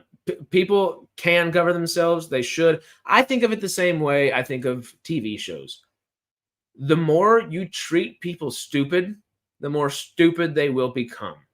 If we continue to write dumb TV shows and dumb it down so everybody everywhere can always understand it. Look what we've gotten with Marvel. If instead of Game of Thrones, I think in the last 2 seasons of Game of Thrones kind of plays into everybody's hand more so than like focusing on the narrative still, of course, which of course it was hard to with No Winds of Winter out and everything like that. But like Game of Thrones is so great because it treated its audience not necessarily with respect, but you earned Game of Thrones respect by continuing to watch it and by understanding it because it is complex. It's not easy to understand. And none of these things in politics are easy to understand, and they're all very complex themselves. And I think we have to take the time to do these things and understand for ourselves. You know, I don't like that either party or whatever is just like, yeah, we like this, and this, so you're with us. Oh, you don't like that now because you're with us. You don't like this, or that. Okay, you have to stop liking that because you like this, and this. It's too much. I can get very heated over politics, so all I'll say is leave children alone. Exactly. Leave children alone and leave everybody alone. Like literally, just live and let live. That's my politics right there. Or a space program. See, we literally have private. I mean, space is like the first thing that people are like, well, we really need a government to do some space stuff. The most successful space programs on this planet currently are not governments. The ones that have had the most flights, successful flights, getting out into space and doing things, yes, they're governments because they've been going for 50, 60 years, sure. But look at Elon. Look at Spaceport Cornwallis, or Cornwall, whatever it is. It's too much.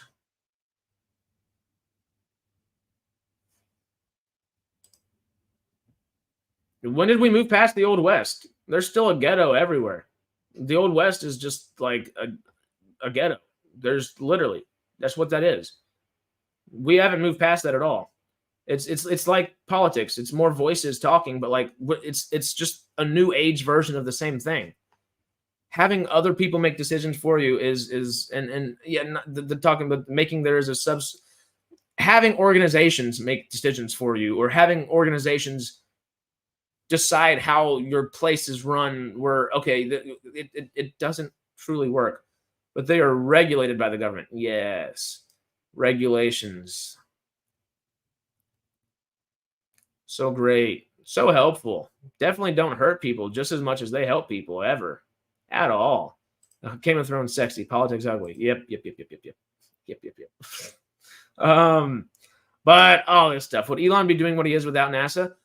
Yes. I don't think he would be doing it as quickly, of course, but yes, 1,000%. We've all heard Elon talk. He would be doing what he is doing without NASA.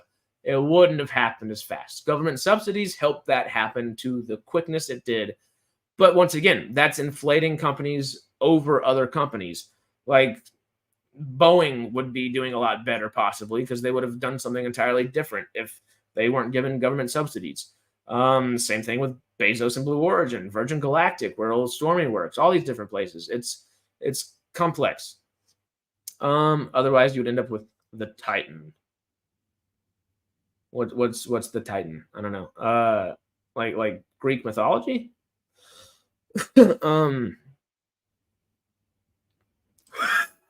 I missed that. Come on now, the Scottish are fun, right? I don't know. I don't agree with walls at all. I come from oil money. And I don't come from oil money. I come from a town with oil money. And sure, most people around there probably do vote towards a wall and stuff, but it's like, come the fuck on. Like, you don't want more people coming here to work? Like, huh? Oh, the tight. I got you. I can only speak for the U.S. and Canada when I say get Biden out of the White House and never vote him back in. Yep. But same thing with Trump. Neither one of them. Like, we don't need to be going into that's why I don't like the polarization of one side versus one side, because we just keep going back and forth and back and forth. I know you're joking, David. I was joking too. We're on the politic route, you know. UKSA has to do with what UESA wants. UKSA built a spaceport on a Scottish island, but it hasn't got a rocket. LOL. Yeah. It's difficult. It's weird. Some of that involves both are extremes, yes. And I just think we got to stop with the extremes. Find the nuances, not the extremes. The submersible that got squished. Yep. I don't know why my brain went to Titans, like Greek mythology. Titans. Back to the nerd stuff. We're going Greek mythology. Have fun in Vegas. I shall. It is 3:00 over here. I actually have to start getting ready for that trailer stuff in the party. I got to go to the gym first. I'm gonna get on out of here before we start going too much. Politics have gotten so nasty that quality people won't go into it anymore. Well, I always wanted to go into politics. Growing up, that's exactly what I wanted to do until I figured out that, film's a lot more fun and you can discuss politics in film and do all that kind of stuff too. Sure, yada, yada, yada. There's nothing about me that would ever want to get back into politics or get into politics. I used to be even when 2020 was around, I was going to help support the libertarian people out here and stuff. And that's okay. If I can tell you one thing, my political advice is if you're going to vote, I don't even believe in voting anymore, really. That's where I'm at. I truly don't. I say help yourself. Find a way to help yourself, and if not, go find and network a way into someone that can help you. Yes, that's a little too blanketed as well, but that's because it encompasses a lot. Where there's a will, there's a way, and thankfully we have the internet. It literally allows anybody to work from anywhere. And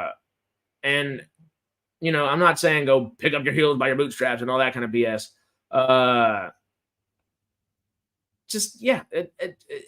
If we all polarize stuff so freaking much, there won't be any quality people left anymore to even think about running. No, that's where I don't agree at all. I don't like voting at all, because what do people vote for nowadays? When was the last time you can honestly say that you voted for somebody and not against another candidate? I have never voted against a candidate. If I'm voting for somebody. I hate how politics has become. It's so vitriol in the sense of it's me or this. It's this thought process or this thought process. And if this person's so bad, I have to vote for this person, even though I don't like them that much. I'll do it anyway because it's the right thing to do. What the hell is the right thing to do? What the hell is the wrong thing to do? That's different for each and every single one of us. And I don't want to try to force my way into anybody's thought processes there.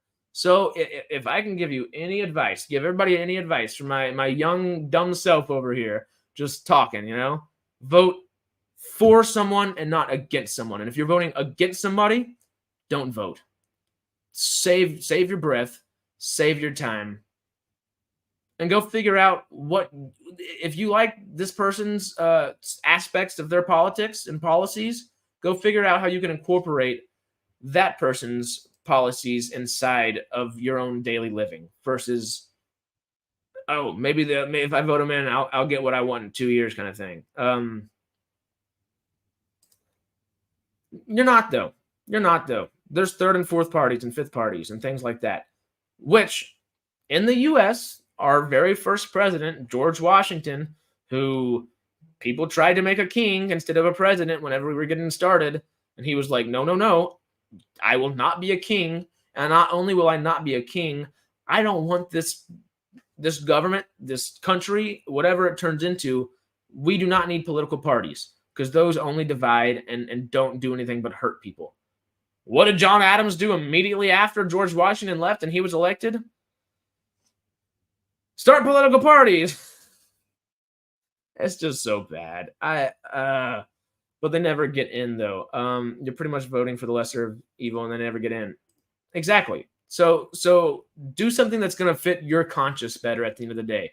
Vote for someone instead of against.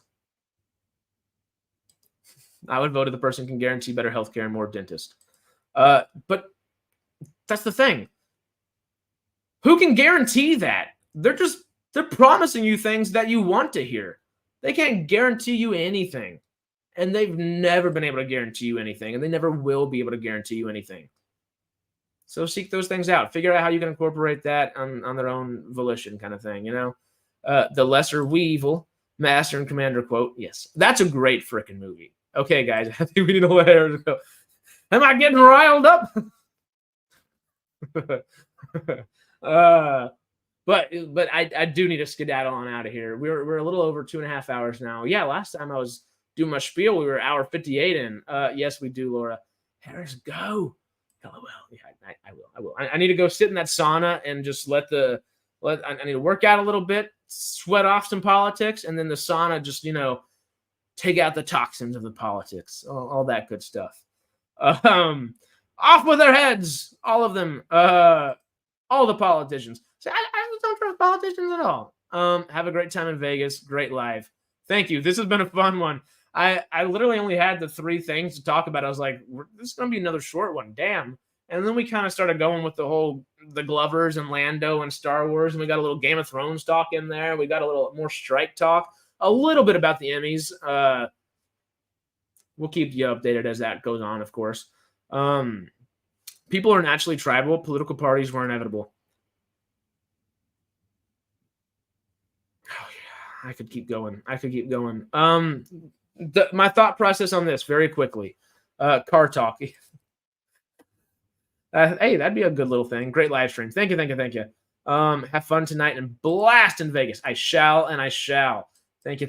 Oh, I hope, but just while I'm thinking about that real quick, tonight for the trailer party and all that.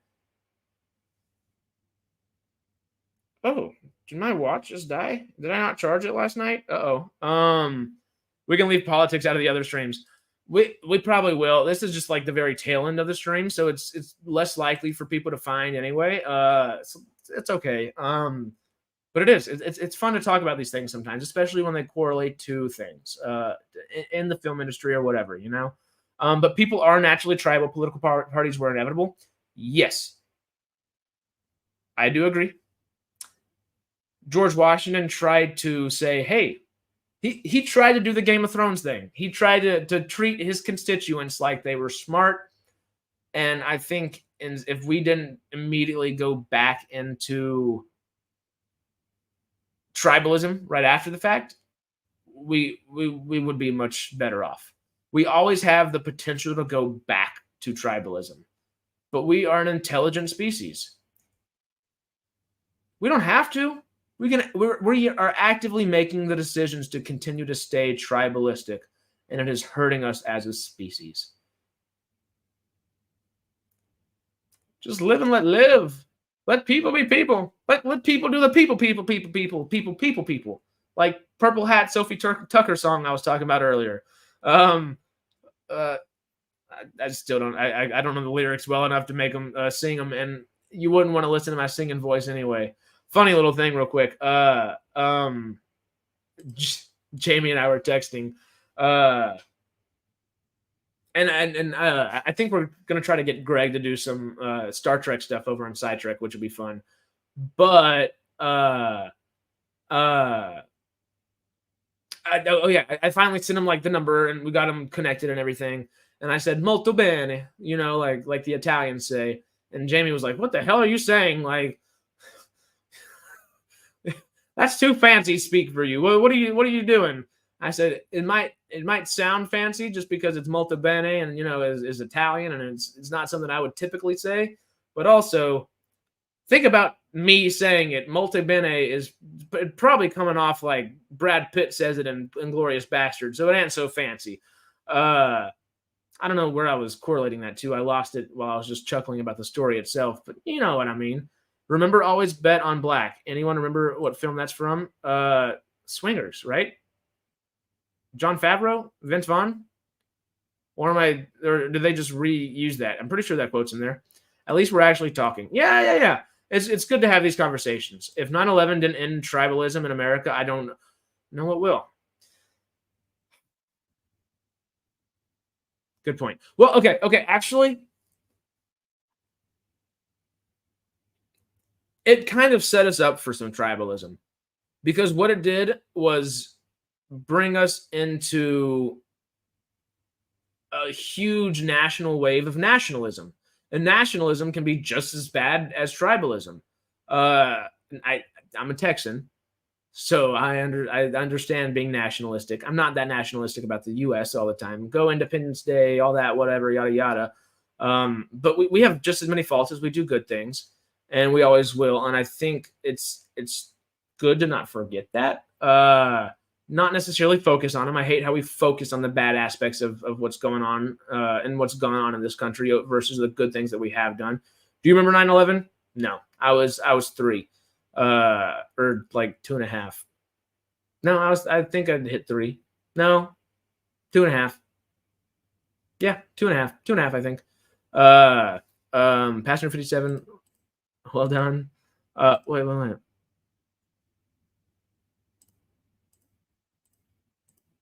Uh but yeah. I I'm I love that it brought the country together the way it did. But polarizing us in that one way hurts us in the long run. And I think we're seeing some of that now. I think my generation of people grew up on that polarization and they don't know how to process a lot of things now. Shit, I'm not the best at processing things either. I'm not saying I am, but I see it amongst my constituents. I'll never forget that day, and I'm a Canadian. I I, I was too young to remember it, and it's something I'll never forget just from everything I've heard. I know my mom was like at doing something. Actually, I don't remember exactly what she told me. I think it involves a microwave somehow. Not a microwave, a toaster, one of the two. But I know I was at daycare, and we got out of daycare early that day. Surprise! I don't even remember that. I was told that, of course. But seeing everything on TV was shocking. Yeah. My sisters were in Canada when 9/11 happened. Oh wow. Hey, good to be a little further away. But yeah. Polarization hurts us as a people, as a species, and whether it's whether it's any kind of media, I think we ought to not focus so much on polarization. And if it's going to be a polarizing something, make it like a horror movie or something. Like Brandon Cronenberg is very polarizing in his filmmaking, but it's not because it's political. It's because there's crazy shit going on. That's when polarization's fun, and it's not like legitimately screwing us up as a species and the way we think about things. Yeah. Seeing everything on TV was shocking. My mother owned a transportation business running cars to and from the airport. Oh wow. Oh wow. How far is Boston from New York City? Huh. We took in many Americans. Yes, yeah. Thank you, by the way. I like to make fun of my Canadian friends. Not my Canadian friends. Y'all are the only Canadians I won't make fun of typically. But I do like Canada a lot. It's beautiful. I've only been once, and we were there for a little over a week, so that was beautiful and great. What's the really pristine lake that's like super teal looking? We went to that, and it was awesome. I'm from Boston, where those planes took off. That's right, they took the planes. Oh, I forgot. Y'all lost customers. No way. That makes sense. I worked part-time there. That was a nightmare. Oh damn. I remember the exact spot and what I was doing when I first heard about 9/11. And that you're on the other side of the pond, the other side of the globe. That's it was a lot. It was a lot. It changed the course of history, and it polarized the hell out of a couple generations. It was a lot. Damn is damn. All of that. Damn to all of it. And all of it's pretty damning. It's some shite. Some shite. Canada due south. Ride forever. Is that a song?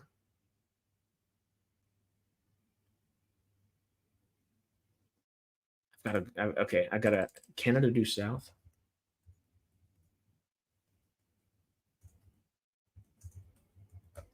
Ride Forever.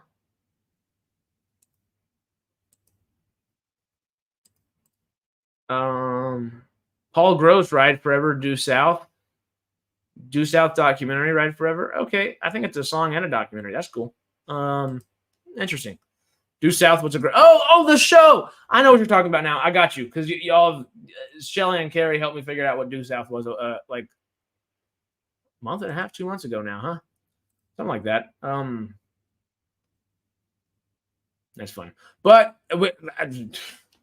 we set it at 2.5 hours. We set it an hour 58 minutes, and now it's 2 hours 44 minutes. 45 minutes now.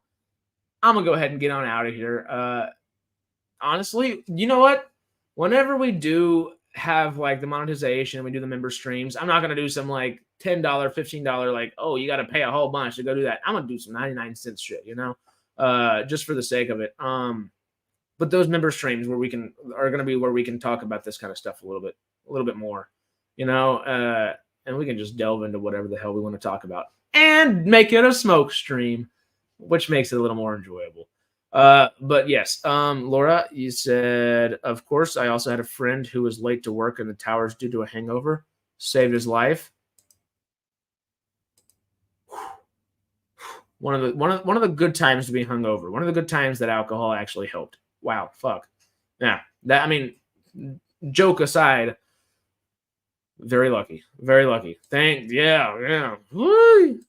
But thank y'all. I appreciate the hell out of y'all as always. I don't think we're doing anything tomorrow. So yeah, we'll see you Sunday, I think. Y'all know what we're talking about. We're going top 10 sci-fi films of the 2000s. And then we're talking a little UFO, a little UAP. It's going to be fun. But I appreciate the hell out of y'all. Love y'all. Thank y'all so much for being here. And see y'all in the next one.